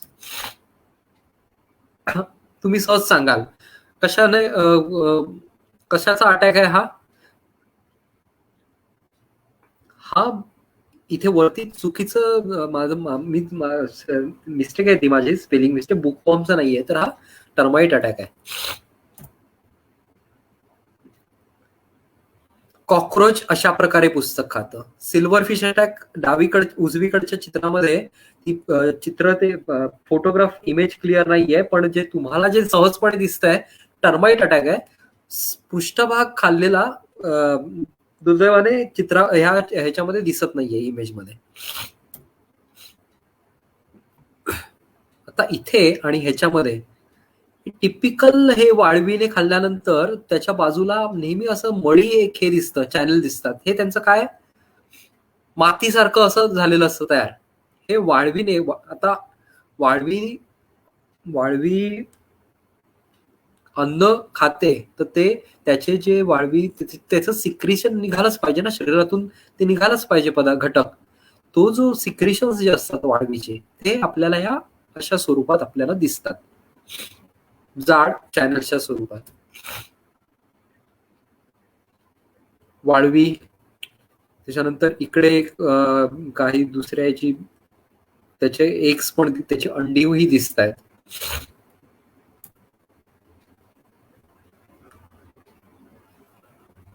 आता वरचे दोन्ही भाग, कारण आपण त्याच्याविषयी चर्चा केली आहे, पण हे खूप इंटरेस्टिंग आहे. मगाची स्लाइड आठवा. ग्रंथ, उघडा ग्रंथ होता, मध्ये बांधणी होती, ग्रंथ उभा होता, म्हणजे उभी पानं लांब, उंचीला जास्त होती, रुंदीला कमी होती, आणि तिथे त्याच्या सापेक्ष आर्द्रतेमुळे त्याच्यावरती ज्या वळ्या पडल्या होत्या त्या आडव्या पडल्या होत्या. आता इथेही हा ग्रंथ आहे, हा पण उभाच आहे, त्याची बांधणी एकाच बाजूला आहे, पण तरी पण त्याच्यावरती जे वळ्या पडलेल्या आहेत त्या आडव्या नसून ह्या उभ्या. हे क्रॉस सेक्शन आहे, कल्पना करा, क्रॉस सेक्शन आहे. मी गृहीत धरतोय की तुम्हाला ते लक्षात येत आहे. तर ह्याच्यावरच्या ज्या वळ्या आहेत ह्या अशा उभ्या पडलेल्या आहेत. हे बघा, हा ग्रंथ असा बघा, असा वरतून ही बांधणी ही झाली, त्याच्यानंतर ही त्याचा पुढचा भाग हा झाला, त्याच्या पाठचा भाग हा झाला, आणि हा जो दिसतोय हा, ही त्याची ही एज झाली खालून, आपण खालून बघतोय पुस्तकाला. तर इथे लक्षात येईल ह्या ज्या वळ्या पडल्यात, पुस्तक हे असं अशा वळ्या पडलेल्या आहेत त्याच्यावरती. हे इथून पानं खाली गेलेली आहेत, इथे वरती आलेत आणि परत इथून खाली गेलेली आहेत. हे असं का? कागद आहे, कागदाचा गुणधर्म सारखाच आहे, कागद त्याचा गुणधर्म बदलणार नाहीये, त्याच्यावरती सापेक्ष आर्द्रतेचाच परिणाम झालेला आहे. पुस्तक उभा आहे, ग्रंथ उभा आहे, त्याचं प्रसरण अशा अंगाने जास्त होणार आहे, अशा अंगाने कमी होणार आहे, पण तरी सुद्धा इथे असं का? तर इथे तुम्ही एक लक्षात घ्या, इथे ऍडिशनल एक गोष्ट इथे येते, हे बघा, हे. आणि तुम्ही अशा प्रकारचे ग्रंथ बघितले असतील जिथे हा त्याचं मुखपृष्ठ झालं, हे त्याचं बॅकपेज झालं, इकडे त्याची ग्रंथाची बांधणी आहे, पण इकडून हे बॅकपेज जे आहे हे अजून पुढे येतं, कारण इकडच्या बाजूची पण संरक्षण करायची त्याच्यामध्ये कल्पना असते, आणि त्याच्यावरून ही अशी अर्धी फ्लॅप इथपर्यंत पडते. आलं लक्षात? त्याच्यामुळे काय झालं इकडे की कागदाचा गुणधर्म तोच आहे, कागदाचं प्रसरण असंच जास्त होणार आहे, तुलनेने असं कमी होणार आहे, पण इथे ह्याला दोन्ही बाजूने बांधलं गेलंय. हे फक्त एका बाजूने नाही, इकडे तर बांधलंच आहे, ह्या बाजूने पण बांधलं गेलंय, इथे तर बांधलंच आहे, पण इकडून पण बांधलं त्याला. त्याच्यामुळे पानांचं असं जे प्रसरण पावणं आहे हे होतच नाहीये, आणि मध्ये असं बांधलं गेल्यामुळे ह्याच्यामधल्या ज्या वळ्या आहेत, लाटा, या अशा झालेल्या आहेत. आलं लक्षात? आता आपण हाताळणीकडे येऊया, आणि मी तसं म्हटलं अगदी सुरुवातीला की तुम्हाला आता रिकलेक्ट होईल, तुम्ही स्वतः केलेल्या कृती आठवतील किंवा तुम्ही पाहिलेल्या कृती आठवतील. त्याच्यामध्ये सामायिक काय असतं? कागद फाटतो, कागद फाटल्यावर आपण काय करतो? प्रतिबंधात्मक उपाय. आपला हेतू काय असतो? हेतू चांगला असतो, अरे हा अजून फाटू नये. मग आपल्या हाताशी काय असतं? लावून टाका, सेलोटेप लावून टाका. कारण काय असतं? अजून फाटू नये. दुसरा सेलोटेप लावायचं कारण काय असतं? खालचं पण दिसतं, रिडेबिलिटी कमी होत नाही. मग सगळ्यात हाताशी असणं सगळ्यात चांगलं मटेरियल काय, माध्यम काय? सेलोटेप मिळतं आपलं, आपण लावून टाकतो. पण इथे होतं काय? शेवटी ते प्लास्टिक आहे, आणि प्लास्टिकला एक सिंथेटिक ऍडेसिव्ह लावलेला आहे, सेल्फ ऍडेसिव्ह आहे त्याला. आपण काढतो आणि सेलोटेप लावून टाकतो. म्हणजे इकडे दोन गोष्टी आहेत, प्लास्टिक आणि ऍडेसिव्ह. भविष्यात काय होतं? प्लास्टिक ऍसिडिक लवकर होतं, आणि त्याच्यामुळे फक्त तिथला भाग जो आहे तिथले ऍसिड्स कागदात जायला लागतात. दुसरा दुष्परिणाम काय होतो? ती जी ऍसिड्स आहेत तीही ऍसिडिक व्हायला लागतात, आणि हळूहळू तिथे जे जास्त ऍसिड्स उत्पन्न होतात. त्यामुळे तुम्ही लक्षात घाला असेल की जुनं जिथे सेलोटेप लावलेला असतो, बरोबर सेलोटेपच्या खाली तिथलं बरोबर तो भाग आहे ना जास्त पिवळा तपकिरी पडतो, आणि मग बऱ्याच वर्षानंतर काय होतं? तिथलं पहिल्यांदा तिथल्या कागदाचा भुगा होतो. दुसरी गोष्ट आपण काय करतो? इतिहासाचे अभ्यासकार, मी त्यांच्याविषयी म्हणत नाही जे सजग आहेत, माफ करा, पण जे अजाणतेपणी करतात, किंवा विद्यार्थी पुस्तक वाचताना नोंदी करत असतात, तर तिथे ते नकळतपणे अजाणतेपणी वाचणं सोपं जावं, हा मला हा संदर्भ मला ह्या पानावर मिळालाय आणि ह्याच्या मागे मला ह्या पानावरचा संदर्भ वाचायचा आहे, मध्ये 10 पानं मला नको आहेत. तर जे जाणतेपणी त्याच्यासाठी पेपरचा स्ट्रिप वापरतात किंवा बुकमार्क वापरतात, ते अतिशय योग्य हाताळणी करतात. पण जे अशा प्रकारे क्लिप लावून ठेवतात, ती क्लिप वरती जरी आपल्याला स्टील सदृश्य दिसत असली तरी ते फक्त वरचं आवरण असतं, आतमध्ये ती लोखंडी असते, कालांतराने गंजते, आणि त्याच्यामुळे अशा प्रकारे त्याचे अपाय दिसू शकतात. या चित्रामध्ये काय सचित्र हस्तलिखित आहे, आणि रंगद्रव्य त्याच्यावरची पडून गेलेली आहेत. इथे पेपरची टेप लावलेली आहे आणि त्याचे दुष्परिणामही सारखेच आहेत, तसेच आहेत.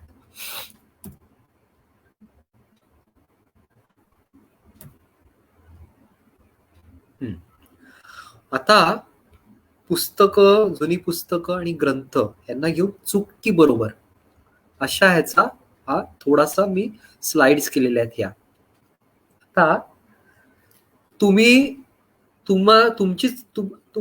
उत्तरं द्या. या ठिकाणी ज्या प्रकारे पुस्तकं ठेवलेली आहेत ते बरोबर आहे का? नाही, चूक आहे. तुम्ही पुस्तक आणि ग्रंथ अशा प्रकारे ठेवाल का? नाही, चूक आहे. बरोबर ठेवलेलं नाही. इथे एवढं मोठं पुस्तक, एवढं जाड पुस्तक, एवढं वजनदार पुस्तक किंवा ग्रंथ हा अशा प्रकारे ठेवलेला आहे, हे चूक आहे. त्याच उलट इथे मात्र ही पुस्तकं सरळ आहेत, उभी ठेवलेली आहेत, बरोबर आहे. आता ह्याची कारणं काय आहेत? का असं ठेवू नये, का असं ठेवू नये, का पुस्तकाची ठेवू नयेत?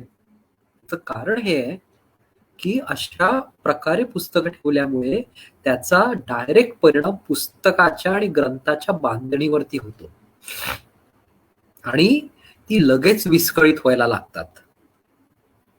त्याचबरोबर त्याचं दुसरं असं कारण आहे, जेव्हा आपण अशी ठेवतो, सिस्टमॅटिकली असतात, तेव्हा ती पुस्तकं आयडेंटिफाय करायला सोपी जातात. एखादा वाचकाला त्याने ग्रंथपालाला सांगितलं की मला ह्या विषयावरचं पुस्तक पाहिजे. जर पुस्तकं सायंटिफिकली, सिस्टमॅटिकली क्रमाने लावून ठेवलेली असतील तर ग्रंथपालाला ते पुस्तक त्या वाचकाला काढून द्यायला काही सेकंद पुरेसे असतात. पण त्या उलट जर हॅपॅझर्डली ठेवलेली असतील, ही अशी विस्कळीत ठेवलेली असतील, तर पुस्तक तुम्हाला तुमचं शोधता येईल का लगेच? नाही शोधता येणार. तर दोन्ही कारणं बघितली. दोन्ही चित्रांमध्ये चूक की बरोबर? अशा प्रकारे पुस्तकं ठेवावीत अथवा नाही ठेवावीत? चुकीचं आहे. पुस्तकं तिरकी असता कामा नयेत. पुस्तकाला कुठे धरून पुस्तक ती व्यक्ती काढते पहा. तुम्ही अशा प्रकारे हाताळणी कराल का ग्रंथाची, पुस्तकाची? चूक आहे का बरोबर आहे? ज्यांनी उत्तर चूक दिलेलं आहे त्यांचं बरोबर आहे. अशा प्रकारे पुस्तकाला कधीही पकडू नये. एक इथे लक्षात घ्या, मी खूप आयडियली बोलत नाहीये, पण हा विचार नेहमी आपल्या डोक्यात असणं आवश्यक आहे की आपल्या त्वचेतून नेहमी ऍसिड्स आणि फॅट्स स्त्रवत असतात. तर तेव्हा ज्या वेळेला तुम्ही पुस्तकं हाताळता तेव्हा एक नेहमी लक्षात ठेवा की तुमचे हात कोरडे असले पाहिजेत, कारण तुमच्या हातातून स्त्रवत असलेले फॅट्स, स्वेद किंवा मेद आणि ऍसिड्स ही तिथे जात असतात आणि मग पुढे तिथे बुरशी येण्यासाठी ती कारण होऊ शकते त्याचं. ते एक. आणि अशा प्रकारे पुस्तकाला कधी पकडू नये, कारण ते पुस्तकाच्या बांधणीवरती त्याचा दुष्परिणाम होतो लॉंग टर्म मध्ये. सतत हाताळत राहील अशा प्रकारे पुस्तक हाताळलं गेलं तर त्याच्या बांधणीवरती त्याचा परिणाम होतो. डावीकडची आणि उजवीकडची इमेज चूक की बरोबर? ज्यांनी चित्राप्रमाणे चूक आणि चित्राप्रमाणे बरोबर. माझ्या नाकात काहीतरी गेलंय. एनिवे, ज्यांनी बरोबर उत्तर दिलं. आता पुस्तक प्रॉपर हँडलिंग किंवा आपण म्हणतो तेव्हा जुने ग्रंथ, हस्तलिखित पाहायसाठी नेहमी अशा प्रकारचा स्टँड असावा. अशा प्रकारचा स्टँड, ह्या स्टँडमुळे होतं काय की पुस्तकाच्या बांधणीवरती कुठल्याही प्रकारचा ताण येत नाही आणि तुम्ही सगळी पानं पूर्णपणे पुस्तक तुम्ही उघडत नाही. विशेष लक्षात घ्या, तुम्ही ह्याच्या अशा प्रकारच्या स्टँड मध्ये तुम्हाला पुस्तक पूर्णपणे उघडायला लागत नाही. आणि पुस्तकाच्या बांधणीवरती कुठलाही विपरीत ताण न येऊ शकता तुम्ही तो ग्रंथ वाचू शकता. आता इथे हा बॉक्स केलेला आहे तो काय आहे, तर हा नॉन ऍसिडिक मटेरियल पासून केलेला बॉक्स आहे. हल्ली बऱ्याच प्रकारचं नॉन ऍसिडिक कोरोगेटेड शीट्स आणि आर्कायवल मटेरियल बाजारात उपलब्ध आहे आणि त्याच्यापासून तुमचे जे अति महत्वाची जी हस्तलिखित किंवा ग्रंथ असतील त्याच्यासाठी तुम्ही अशा प्रकारचे बॉक्सेस तयार केलेत किंवा फोल्डर्स तयार केलेत, तर ती हस्तलिखित वर्षानुवर्ष तुम्हाला चांगल्या प्रकारे टिकवता येऊ शकतात किंवा त्याची झीज होण्याची जी प्रक्रिया आहे ही तुम्ही खूप खूप लांबवू शकता. त्याचं डिऍसिडिफिकेशनची प्रोसेस लॉंग टर्म मध्ये सुरू करू शकता. बऱ्याच प्रकारे त्याचा उपयोग होऊ शकतो. हँडलिंगच्या वेळेला जसं आपण पुस्तक ठेवण्यासाठीचा स्टँड बघितला तसंच त्याच्या विरुद्ध हे की अशा प्रकारे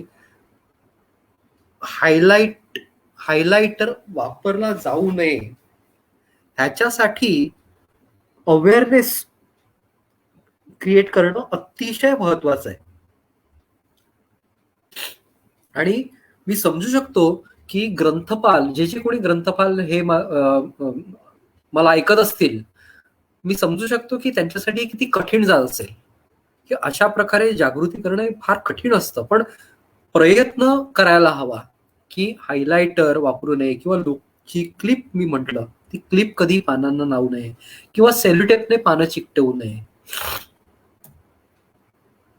आता इथे काय होतंय तर डिजिटल डॉक्युमेंटेशन हा शब्द बऱ्याच जणांनी ऐकला असेल. पुस्तकांचं डिजिटल डॉक्युमेंटेशन या गेल्या 10-15 वर्षांमध्ये ह्याचं महत्व सगळेच समजायला लागले. आता डिजिटल डॉक्युमेंटेशन करण्याचे पण बरेच प्रकार असतात. आता स्कॅनिंग करून मुख्यत्वे डिजिटल डॉक्युमेंटेशन करतात. आता स्कॅनर कुठल्या प्रकारचे असतात तर 3 प्रकारचे स्कॅनर असतात. एक असतो ड्रम स्कॅनर, ज्याच्यामध्ये एक पान त्या ड्रम सारख्या स्कॅनर मधून गोल फिरून दुसऱ्या बाजूने वरती येतं आणि स्कॅनिंग होतं. इथे जो स्कॅनर दिसतोय हा फ्लॅट बेड स्कॅनर आहे. म्हणजेच काय, तुम्ही जे नेहमी सर्रास तुम्ही बघता ते फ्लॅट बेड स्कॅनर असतात की जिथे तुम्हाला पान वरतून ठेवायला लागतं, त्याच्यानंतर तुम्ही वरतून फ्लॅप ठेवता, फ्लॅप बंद करता आणि मग त्याचं स्कॅनिंग होतं. पुस्तकाचं स्कॅनिंग करायचं झालं तर पुस्तक काय करायला लागतं, पुस्तक उघडून ते उलट ठेवायला लागतं बेडवरती आणि त्याच्यावरती हाताने दाब द्यावा लागतो, कारण कमीत कमी उजेड बाकीच्या ठिकाणावरून जावा आणि मग तो स्कॅनर त्याच्यावरचं ते पानांना वाचतो आणि मग आपल्याला डिजिटल स्वरूपामध्ये ती पानं उपलब्ध होतात. बरोबर आहे ना. तिसरा प्रकारचा जो स्कॅनर असतो त्याला म्हणतात नॉन कॉन्टॅक्टेबल स्कॅनर. त्याच्यामध्ये काय होतं, प्लॅटफॉर्मवरती आडव्या प्लॅटफॉर्मवरती पुस्तक उघडं ठेवलं जातं आणि त्याच्यापासून काही अंतरावरती 1.5 फुटाच्या वरती एक सेन्सर लावलेला असतो आणि त्याच्या दोन्ही बाजूला लाईट सोर्स असतो. ह्या तिन्ही गोष्टी एकमेकांशी समन्वय साधून काम करतात आणि मग लाईटचा स्रोत आणि जो स्कॅनर आहे तो डावीकडून किंवा उजवीकडून एका बाजूपासून स्कॅन करायला सुरुवात करतात आणि ते दुसऱ्या टोकापर्यंत जातात आणि पुस्तकाचं स्कॅनिंग होतं. आता ड्रम स्कॅनर हा तर आपण ह्याच्यातून लिस्टमधून बाहेरच काढूया. आता फ्लॅटबेड स्कॅनर आणि नॉन कॉन्टॅक्टेबल स्कॅनर ह्याच्यामध्ये काय फरक आहे. फ्लॅटबेड स्कॅनर मध्ये काय होतं, आपण पुस्तकावरती आपल्याला दाब द्यावा लागतो, पुस्तकाचं पान पूर्ण उघडायला लागतं, पुस्तकावरती दाब द्यावा लागतो, पुस्तकाच्या बांधणीवरती त्याचा डायरेक्ट परिणाम होतो. त्याच्यामुळे अशा प्रकारे डिजिटायझेशन पुस्तकांचं ग्रंथांचं करू नये. त्या उलट नॉन कॉन्टॅक्टेबल स्कॅनर मध्ये त्याचे ऍडव्हान्टेजेस काय आहेत, तर तुम्हाला पुस्तकावरती कुठल्याही प्रकारचा दाब द्यावा लागत नाही. जो स्कॅनिंग करणारा त्याचा जो हे असतो, जो स्कॅनर असतो त्याचा स्कॅनर जो असतो तो त्याच्या काही अंतरावरती असतो. त्याच्यामुळे पुस्तकावरती विपरीत, त्याच्या बांधणीवरती कुठल्याही प्रकारे विपरीत ताण न देता पुस्तकाचं डिजिटायझेशन करता येऊ शकतं आणि त्याच्यामुळे आयडियली नॉन कॉन्टॅक्टेबल स्कॅनर हे वापरावेत. याच्याविषयी आपण बोललो. Preventive conservation. आता इतक्या सगळ्या गोष्टी आपण कळल्यानंतर प्रिव्हेंटिव्ह कॉन्झर्वेशन विषयी येतो, तेव्हा आपल्या इकडे नेमकं तापमान काय आहे, जिथे हस्तलिखितांचा, ग्रंथांचा, दस्तऐवजांचा, पुस्तकांचा संग्रह आहे, तिथे आतमध्ये नेमकं काय टेम्परेचर आहे, नेमकी सापेक्ष आर्द्रता काय आहे, हे आपल्याला कळणं फार महत्वाचं असतं. आणि त्याच्यासाठी ही जी यंत्र आहेत, ही जी उपकरणं आहेत, ही फार आपल्याला मदत करतात. हे जे आहे सिंक सायक्लोमीटर आहे, मूठ इथे हातात धरून, इथे 2 तापमापी असतात. ही तापमापी आहे ही ओली केली जाते आणि ही तापमापी आहे ही शुष्क तापमापी असते. या दोन्हीमध्ये जे तापमान मिळतं त्याच्यावरून सापेक्ष आर्द्रता कळते. हा पेपर इंडिकेटर आहे, हे तापमान आणि सापेक्ष आर्द्रता दाखवण्याचं दुसरं उपकरण आहे. हे आपल्या भिंतींवरती आपण हे डिजिटल उपकरण लावू शकतो की जिथे आपल्याला वेळ, तिथलं तापमान आणि सापेक्ष आर्द्रता समजते. लक्स मीटर ह्याच्यामध्ये आपल्याला प्रकाशाची तीव्रता समजते. थर्मोहायग्रोमीटर मध्ये आपल्याला ग्राफच्या स्वरूपात आपल्याला तापमान आणि सापेक्ष आर्द्रता मिळते. इथे हा जो थर्मोहायग्रोग्राफ आहे, इथे घोड्याचे केस लावलेले असतात आणि ते सापेक्ष आर्द्रतेला फार सेन्सिटिव्ह असतात. आणि सापेक्ष आर्द्रता वाढते तसे ते प्रसरण पावतात आणि कमी होते तसे ते आकुंचन पावतात आणि ते एवढे सेन्सिटिव्ह असतात की आपल्याला ऍक्युरेट सापेक्ष आर्द्रता मिळते. हे डिजिटल उपकरण आहे तापमापी आणि सापेक्ष आर्द्रता मोजायचं. ह्यापैकी तुम्ही हे जे आहे हे सगळ्यात स्वस्त आणि तुम्ही सहज उपलब्ध असणारं उपकरण निश्चित तुमच्या जवळ ठेवावं, कारण तिथलं तापमान आणि सापेक्ष आर्द्रता हे एकदा तुम्हाला समजलं की त्याच्यावरची उपाययोजना तुम्हाला करता येऊ शकते. चांगल्या प्रकारे पुस्तकं कशी ठेवावीत, तर इथे पुस्तकाचे आपले रॅक फार मोठे असतात, पण त्याच्यामध्ये जर तुम्ही मेटलचे पावडर कोटिंग, चांगल्या प्रकारे पावडर कोटिंग, चांगल्या दर्जाचं पावडर कोटिंग केलेले असेच स्टँड केलेत, तर जो काही तुमचा पुस्तकांचा संच असतो तो असा छान प्रकारे चांगल्या स्थितीत ठेवता येऊ शकतो. आता मी मगाशी म्हटलं असं पुस्तक बरोबर नाही पकडणं, पण इथे मात्र त्याची पकड बरोबर दाखवलेली आहे. आता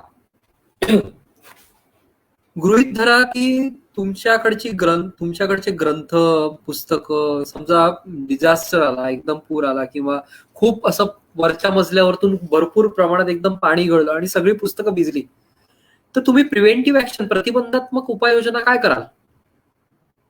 तर सगळ्यात पहिल्यांदा पुस्तकांना उभं अशा प्रकारे मोकळं करून ठेवावं जेणेकरून सगळी पानं मोकळी होतील आणि पुस्तक आपल्या आप ते उघडलं जाईल. त्याच्यावरचं मुखपृष्ठ जर वेगळं करण्या येण्याजोगं असेल तर ते लगेच ते काढून टाका. त्याच्यामुळे जाड जो पुठ्ठा असतो पुस्तकाचा त्याला लगेच हवा मिळेल आणि त्याची सुकण्याची प्रक्रिया जेवढी जलद होईल तेवढी लवकर सुरू होऊ शकते. हे चांगलं उदाहरण आहे. अशा प्रकारे पुस्तक ओपन करून ठेवा. अशा प्रकारे तुम्ही ओपन करून ठेवू शकता. अशा प्रकारचे ब्लोअर्सही वापरू शकता किंवा काही ह्याच्यामध्ये तुम्ही इस्त्रीचाही वापर करू शकता. पण मी म्हणेन अशी उपकरणं वापरताना तुम्ही तज्ञांच्या मार्गदर्शनाखालीच करा, कारण असे उपाययोजना करताना त्याच्यामध्ये धोकेही असतात जे अनुभव नसेल तर कळत नाही. अनुभवाने ते चांगले कळतात आणि त्याच्यामध्ये सिस्टमॅटिकली करण्यासाठी जे आवश्यक त्याचा जो सिक्वेन्स असतो तो तज्ञाला माहिती असतो. तुमचे अति महत्वाचे ग्रंथ हस्तलिखित एका ठिकाणावरून दुसऱ्या ठिकाणी न्यायचे आहेत तर तिथे ते नेहमी झाकून न्यावेत. आणि अजून एक गोष्ट महत्वाची आहे, तापमान आणि सापेक्ष आर्द्रता. समजा एका थंड ठिकाणावरून तुम्ही एकदम गरम ठिकाणी पुस्तक नेलात, ग्रंथ नेलात, तर तो जो त्याच्यातलं जे फ्लक्च्युएशन आहे हे त्यांना फार हानिकारक असतं. त्यामुळे अशा वेळेला त्या कापडामध्ये किंवा कागद जास्त आवरणांमध्ये बांधून त्यांचं हे करावं, कारण मग एक्लिमेटायझेशन त्यांचं सोपं होतं. उदाहरण द्यायचं तर नेहमी असं सांगितलं जातं, एकदम आपण जेव्हा उष्ण प्रदेशामधून थंड प्रदेशात जातो, जेव्हा आपण समजा महाराष्ट्रातून लडाखमध्ये जातोय, लडाखमध्ये वातावरण एकदम थंड असतं. बरं, लडाखमध्ये हाय अल्टिट्यूड एरिया आहे, ऑक्सिजन लेवल पण कमी असते. तर नेहमी असं सांगतात की तुम्ही तिकडे गेल्यानंतर आधी थोडीशी झोप घ्या. त्याच्यानंतर जेव्हा तुम्ही झोप घेतल्यानतर लगेच धावू नका, कुठल्याही प्रकारची जलद हालचाल, शारीरिक हालचाल करू नका. कारण का असतं? ऍक्लिमेटायझेशन. त्या शरीराला त्या वातावरणाशी जुळवून घ्यायला आपण वेळ देतो थोडा. ऑक्सिजन लेवल कमी असते, तापमान एकदम कमी होतं, सापेक्ष आर्द्रता बदललेली असते. त्याच्याशी आपलं शरीर जुळवून घेण्यासाठी जो कालावधी आपण देतो, त्याच्यासाठी आपण जेवढं सजग असतो तेवढंच आपण ह्या कलावस्तूंशी सजग असलं पाहिजे, वातावरणीय बदलाला घेऊन. अशा प्रकारचे फोल्डर्स, मागे आपण बॉक्स बघितला, हे फोल्डर झाले. अशा प्रकारचे फोल्डर्स करता येऊ शकतात, जेणेकरून लॉंग टर्म मध्ये तुमचे जे ग्रंथ आहेत हे चांगल्या प्रकारे टिकवता येऊ शकतात. तर प्रिव्हेंटिव्ह मेजर्स तुम्ही काय घ्याल? सगळ्यात पहिल्यांदा सापेक्ष आर्द्रता आणि तापमानावरती कंट्रोल असलं पाहिजे. थोडक्यात काय, हवा खेळती असली पाहिजे. आता इथे त्याचे स्टँडर्ड्स तयार झालेले जे युनिव्हर्सली फॉलो होतात. जागतिक मान्यता जी आहे ती अशी आहे की रिलेटिव्ह ह्युमिडिटी जर तुमची सापेक्ष आर्द्रता 50 ते 60% मध्ये असेल आणि टेम्परेचर हे तुमचं 20 डिग्री ते 26 डिग्रीच्या मध्ये असेल आणि तिथला लाईट, प्रकाशाची तीव्रता ही 50 लक्स पेक्षा कमी असेल, तर तुमच्या कलावस्तू, तुमचे ग्रंथ चिरकाल टिकतात. त्यांच्यावरती कुठलाही भौतिक जे घटक असतात, जीवनाचे जे भौतिक घटक आहेत, त्याचा विपरीत परिणाम होत नाही. म्हणजेच काय, आता सूर्याचा डायरेक्ट सूर्यप्रकाश त्याचं फेडिंग होतं आपण हे म्हणतो, म्हणून डायरेक्ट सूर्यप्रकाश तर पडूच नाही. इनडायरेक्ट प्रकाश तर नक्कीच असावा, पण पडद्यांची अरेंजमेंट करून किंवा रिफ्लेक्टेड लाईट वापरून तो प्रकाश असा खेळता ठेवावा की वाचकाला किंवा जो इतिहासाचा अभ्यासक आहे, तज्ज्ञ आहे, त्याला वाचताना कुठल्याही प्रकारे डोळ्यावरती ताण येणार नाही. वाचन त्याचं चांगल्या प्रकारे वाचता येईल, पण त्याचबरोबर तो 50 लक्सची ही जी सीमा आहे ती पण ओलांडणार नाही. ऍक्च्युली 50 लक्स हे भारतीय लघुचित्र, हस्तलिखित, सचित्र हस्तलिखित, आपली पिचवाई, मधुबनी पेंटिंग, पूर्वेकडचे तंखा पेंटिंग्स, तिबेट आणि हिमालयन पेंटिंग्स ह्याच्यासाठी तयार केलेले, किंवा आपली टेक्स्टाईल्स आणि पुस्तकांसाठी तयार केले गेलेलं मानक आहे, जे जागतिक पातळीवरती मान्यता आहे त्याला.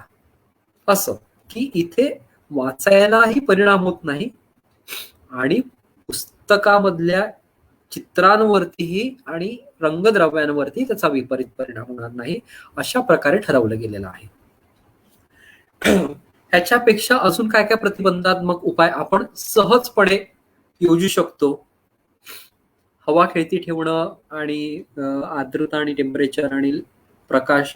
तर तुमची जी कपाट आहेत ना, ही भिंतीपासून नेहमी थोडी लांब ठेवा.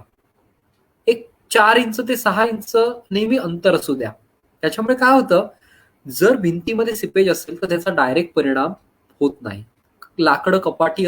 कपाट लाकडी असतील तर ती पटकन ती आर्द्रता शोषून घेत नाही. रेग्युलर तुमचं नेहमी तुमची जी जागा आहे ती तिथे धूळ नसावी, ती स्वच्छ असावी. तिथे कुठल्याही प्रकारचे अन्नपदार्थ घेऊन जायला परवानगी नसावी. कारण सोपं आहे, जेवढं स्वच्छ तेवढं हायजीन जास्त. जेवढी धूळ कमी तेवढं तिथे बुरशी होण्याची रिस्क, धोका कमी. जेवढं अन्न पदार्थ तिथे बिलकुल नाहीत तेवढं कुठल्याही प्रकारचे तिकडे इन्सेक्ट अटॅक होण्याचा संभव नाही. फ्युमिगेशन ऑप्शनल आहे. फ्युमिगेशन विषयी मी आता बोलणार नाही, कारण तो जरा खोलात जाऊन समजण्याचा विषय आहे. इन्सेक्ट रिपेलंट, येस, परंपरेने आपल्याकडे फार चांगले इन्सेक्ट रिपेलंट चालत आलेले आहेत. थोडक्यात सांगीन, कापूर, वेखंड, नीम पावडर, कडुनिंबाच्या पानांची पावडर, ह्याच्या जो एक फ्रेग्रन्स येत असतो हा बऱ्याच इन्सेक्ट्सना दूर पळवतो. आणि हे तुम्ही सहज करू शकता की वेखंड आणि कडुनिंबाच्या पावडरची जे चूर्ण आहे ते तुम्ही पुरचंडीत बांधून तिथे ठेवू शकता, किंवा कापूर एक ठेवू शकता. हल्ली तुम्ही डांबराच्या गोळ्या ठेवता. डांबराच्या गोळ्या काय असतात? तो डांबराच्या गोळ्या पॅराडायक्लोरोबेन्झिन असतं. आता इथे एक लक्षात घ्या की पॅराडायक्लोरोबेन्झिनचं संप्लवन होतं. संप्लवन म्हणजे काय? तर हे स्थायी रूपातून, हे जे पदार्थ आहेत स्थायी रूपातून डायरेक्ट वायू रूपात जातात. कापूर स्थायी रूपातून वायू रूपात जातो, त्याचं संप्लवन होतं. दुसरं थायमॉल स्थायी रूपातून वायू रूपात जातो. पण जेव्हा वायू रूपात जातो तेव्हा हेही समजणं आवश्यक आहे की पॅराडायक्लोरोबेन्झिन वायू रूपात गेल्यानंतर त्याचे जे वेपर्स असतात ते हवेपेक्षा जड असतात, ते खाली येतात. आता हे कळल्यानंतर तुम्ही लक्षात घ्या की डांबराच्या गोळ्या पॅराडायक्लोरोबेन्झिन कपाटात खालच्या बाजूला ठेवलं तर त्याचा काय उपयोग होईल का? नाही होणार, कारण त्याच्यातून जे वेपर्स निघतात ते हवेपेक्षा जड असतात, ते खाली जाणार, ते वरती जाणारच नाहीयेत. त्याचा उपयोग काय? म्हणून नेहमी पॅराडायक्लोरोबेन्झिन तुम्ही ठेवत असाल तर नेहमी ते वरच्या बाजूला ठेवावेत. त्या उलट थायमॉलचे वेपर्स हलके असतात. थायमॉलने जर फ्युमिगेशन करायचं असेल तर थायमॉल नेहमी खालच्या बाजूला ठेवलं जातं. त्या उलट कापूर सहज सगळीकडे त्याचे वेपर्स पसरले जातात. तर ही गोष्ट महत्वाची आहे. पिरियॉडिक पेस्ट कंट्रोल अतिशय महत्वाचं आहे. तुम्ही दर महिन्याला, 15 दिवसांनी, 1 महिन्याने, 45 दिवसानंतर तुमचं एक ठरलेलं असलं पाहिजे की त्या वेळेला तुम्ही पेस्ट कंट्रोल हे झालंच पाहिजे. त्याने बऱ्याच प्रमाणात तुम्ही जीवशास्त्रीय घटकांवरती अंकुश ठेवू शकता. तुमचं सतत मॉनिटरिंग असलं पाहिजे. मॉनिटरिंग कशाचं? तर तापमानाचं, सापेक्ष आर्द्रतेचं, प्रकाशाचं तर आहेच. त्याच्यासाठी जी उपकरणं आहेत ती आपण पाहिलीच. पण त्याच्या उलट ह्याच्यावरती बारीक लक्ष असलं पाहिजे. अरे कुठे काही सिपेज आहे का? दिसतंय का? दिसलं तर लगेच उपाययोजना झाली पाहिजे. रेग्युलर इन्स्पेक्शन, मॉनिटरिंग अतिशय महत्वाचं आहे. तुमचं एखाद्या वेळेस पूर आला, आग लागली, भूकंप झाला, युद्ध झालं, तर तुमचा जो डिझास्टर मॅनेजमेंट प्लॅन आहे हा रेडी असला पाहिजे. वाचकांमध्ये अवेअरनेस क्रिएट करायला पाहिजे. तो कशा अर्थी? पुस्तकाची हाताळणी सगळ्यात पहिलं, आणि दुसरं पुस्तकातून नोंदी घेताना काय वापरावं आणि काय वापरू नये. आणि जर पुस्तकं फाटली असतील तर जो पुस्तकाची काळजी घेणारा जो आहे त्याने काय वापरावं आणि काय वापरू नये. हँडलिंग आपण बोललो. त्याच्या व्यतिरिक्त हाताळणी करताना नेहमी पुस्तकं, नेहमी ग्रंथ हाताळताना पुस्तकं हात धुणं नेहमी चांगलं आहे. आणि त्याच्याहून चांगलं हे म्हणजे जर तुम्ही कॉटन, सुती जर हे वापरलं, हँडग्लोव्ज वापरलेत आणि हाताळलं तर उत्तम.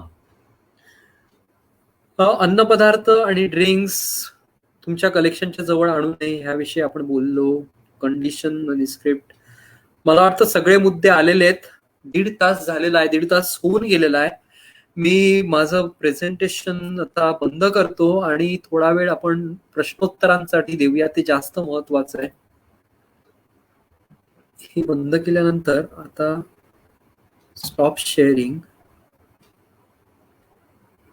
मी कॅमेऱ्यावरती आलोय का परत?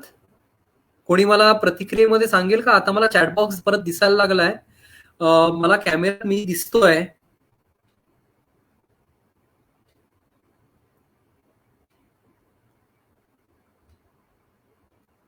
मला काय करायला लागेल परत यासाठी? अच्छा, माझा आवाज येतोय बालाजी?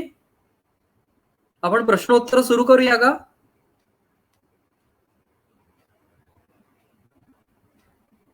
ठीक आहे. तर मी चॅटबॉक्स मध्ये अगदी सुरुवातीला वर घेत जातोय. प्रश्न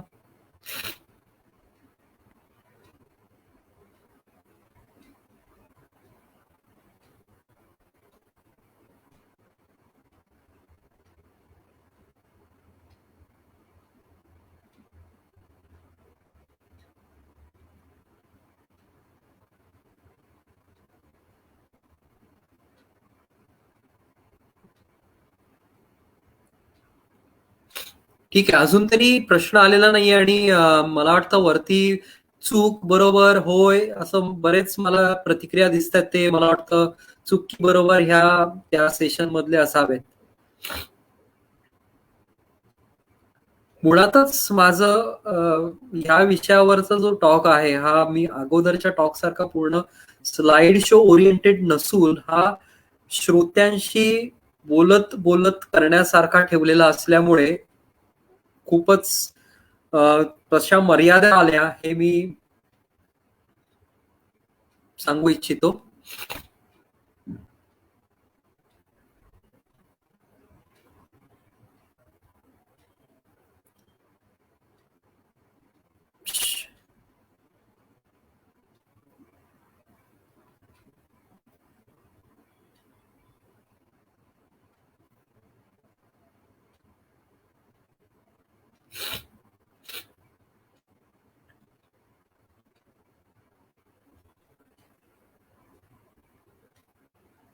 मला वाटतं काही प्रश्न नाहीयेत कोणाला.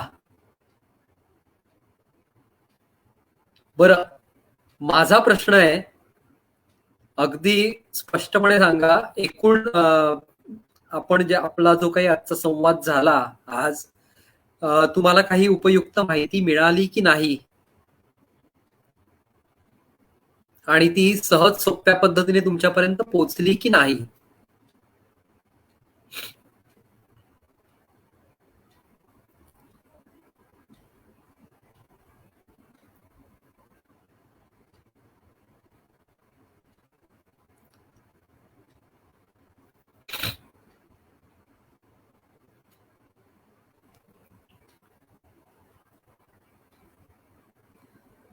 धन्यवाद बालाजी. काय करूयात आपण थांबवूया का इकडे? ग्रंथाची निगा राखणं यावर उपाययोजना कृपया पुन्हा सांगा.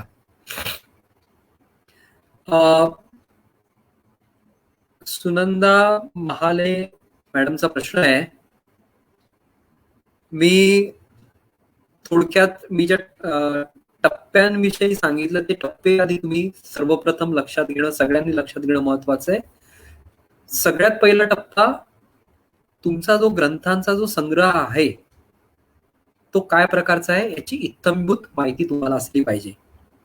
दुसरं, त्याचे झीज होण्या कशा कशा प्रकारे आणि कुठल्या कुठल्या घटकांमुळे त्याची झीज होऊ शकते ह्याची यादी तुमच्याकडे असली पाहिजे. तिसरा, याच्यापैकी कुठले घटक त्याच्यामुळे तुमची झीज होऊ नये ह्याच्यासाठी तुमचे प्रतिबंधात्मक उपाययोजनांची लिस्ट जी माझ्या शेवटच्या 2 स्लाइड्स मध्ये होती ती यादी तुमच्याकडे तयार असली पाहिजे. ती यादी म्हणजे काय? मी परत एकदा रिव्हिजन करतो. तापमान आणि सापेक्ष आर्द्रता, नियंत्रित तापमान आणि सापेक्ष आर्द्रता, नियंत्रित प्रकाश, खेळती हवा, हे सगळ्यात महत्वाचं. त्याच्यानंतर आपल्यासाठी जी बंधनं आहेत ती अशी की स्टाफ असो वा वाचक असो, कुठल्याही प्रकारचे अन्न पदार्थ आणि पेय तिथे घ्यायला परवानगी असू नये. त्याने बऱ्याच जीवशास्त्रीय घटकांना लगाम लागतो.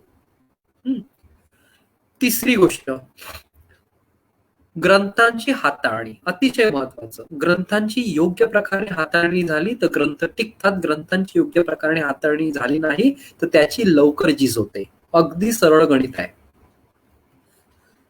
5वा महत्वाचा मुद्दा, त्याची ठेवणी. कुठल्या फर्निचरमध्ये ठेवताय? शक्यतो मेटलची पावडर कोटिंग वाली कपाटं असावीत, लाकडी कपाटं असू नयेत. कारण असं आहे की लाकडी कपाटामध्ये लाकडामधून फार लॉंग टर्म मध्ये सायट्रिक ऍसिड्स ही रिलीज होत असतात आणि ती हानिकारक असतात. आता असं असू शकतं की फार जुनं कपाट आहे तर तिथे एक बघावं की चांगलं पॉलिश्ड आहे ना, त्याच्यावरती पॉलिशचे चांगले थर आहेत ना, जेणेकरून ऍसिड्स वरती बॅरियर आहे. अदरवाईज जर तुम्ही नवीन ह्याच्यामध्ये असाल तर प्रेफरेबली मेटलची कपाटं करावीत, ती पावडर कोटेड असावीत, त्यांना काचेचं आच्छादन असावं जेणेकरून पुस्तकं तुम्हाला दिसतील. तर फर्निचर आणि मटेरियल हा महत्वाचा भाग आहे आणि त्याच्यामध्ये तुम्ही कसं ठेवताय आणि त्याच्यासाठी मग तुमची रॅक सिस्टीम एक भाग झाला. आणि जे अति महत्वाचे, जे तुम्हाला सर्रास सगळ्यांना द्यायचे नाहीयेत वाचायला, ज्याचं तुम्ही डिजिटायझेशन करून ठेवलेलं आहे आणि डिजिटल स्वरूपात तुम्ही ते वाचायला देऊ शकतात, तर असे जे कमीत कमी हाताळायचे त्याच्यासाठीचे तुम्ही काय मटेरियलचे बॉक्सेस करता, काय मटेरियलचे फोल्डर्स करता, हे फार महत्वाचं आहे. आणि जेव्हा तुम्ही त्यांना एका ठिकाणावरून दुसऱ्या ठिकाणी नेताय त्यावेळेला ते कसे हे करतात, ह्या गोष्टी अतिशय महत्वाच्या आहेत. त्याच्यानंतर मी काही सांगितलं की प्रिव्हेंटिव्ह मेजर्स मध्ये एक आहे की तुम्ही नैसर्गिक जे हे आहेत, वेखंडाची पावडर, कडुनिंबाची पावडर, कडुनिंबाच्या पानांची पावडर, ह्या गोष्टी तुम्ही ठेवू शकतात, जे फार चांगले इन्सेक्ट रिपेलेंट म्हणून काम आहेत. फक्त इथे एक आहे की ह्याच्यातला फ्रेग्रन्स काही दिवसांनी संपतो. तर तुमच्या मॉनिटरिंग मध्ये हे पण असलं पाहिजे की तुम्ही जेव्हा कापडाची पुरचुंडी बांधून ठेवता किंवा छोटी प्लास्टिकची डबी ठेवता त्याला भोकं करून, त्यावेळेला तुम्ही हे पाहिलं पाहिजे की आता महिन्याभरानंतर ह्याच्यातून येणारा वास हा आता येत नाही, ह्याचा अर्थ ते निकामी झालंय, आता ते रिप्लेस केलं पाहिजे, ह्याच्याविषयी सजग असलं पाहिजे. त्याच्यानंतर डिजिटायझेशन ज्या संदर्भात जेव्हा सांगितलं, परत हाताळणी घेऊनच आहे ते की आदर्श प्रकारे कुठल्याही प्रकारे हानी होत नाही अशा प्रकारे डिजिटायझेशन झालं पाहिजे.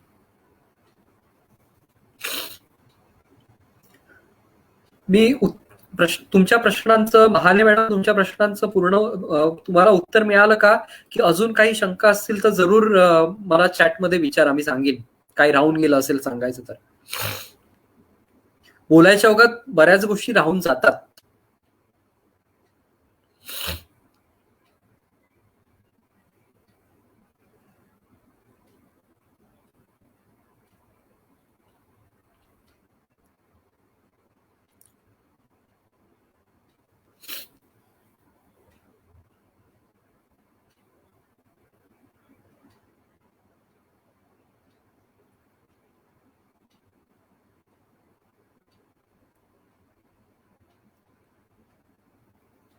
धन्यवाद मॅडम.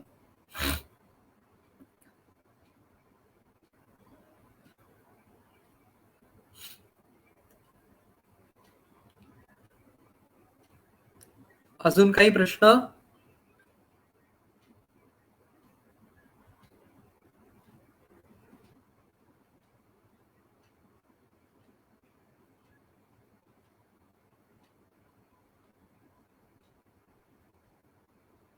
हो शिंदे सर, डांबर गोळ्या ठेवल्या तर चालतील, पण त्याचं प्रमाण जास्त असू नये.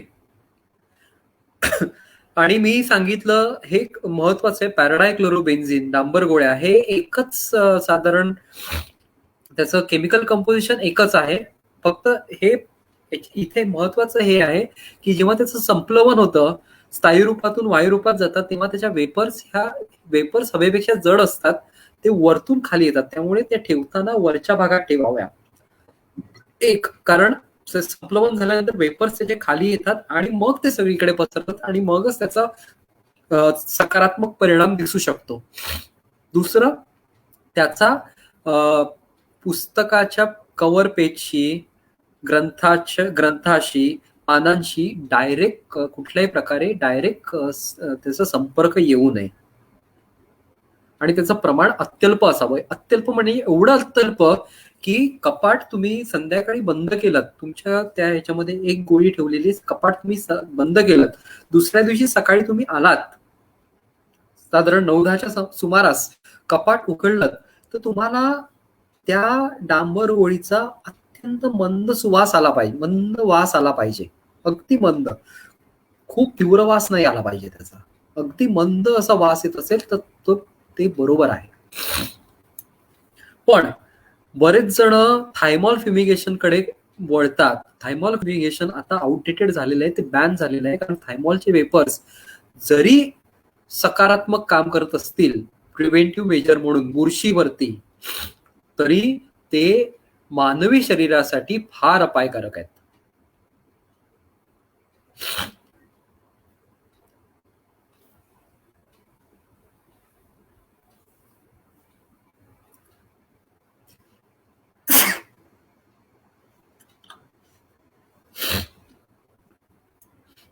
धन्यवाद शिंदे सर. अजून कोणाचे काही प्रश्न आहेत का? आज माझ्या नाकात धूळ गेली आणि मला ॲलर्जी आहे, त्याच्यामुळे शिंकांनी मी जरा हैराण झालोय.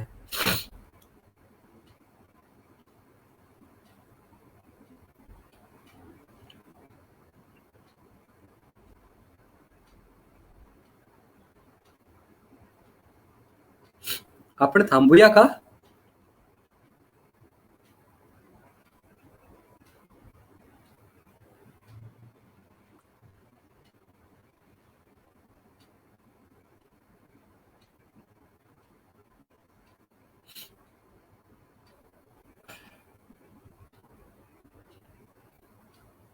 आपण थांबूयात का? ओके, धन्यवाद. आणि तुमचे काही अजून जे आत्ता सुचले नसतील पण नंतर तुम्हाला काही प्रश्न पडले, सुचले, तर शिंदे सरांकडे नक्की पाठवा. शिंदे सर माझ्यापर्यंत पोहोचवतील आणि मी नक्की उत्तर नक्की जास्तीत जास्त चांगल्या प्रकारे उत्तर देण्याचा प्रयत्न करेन. धन्यवाद.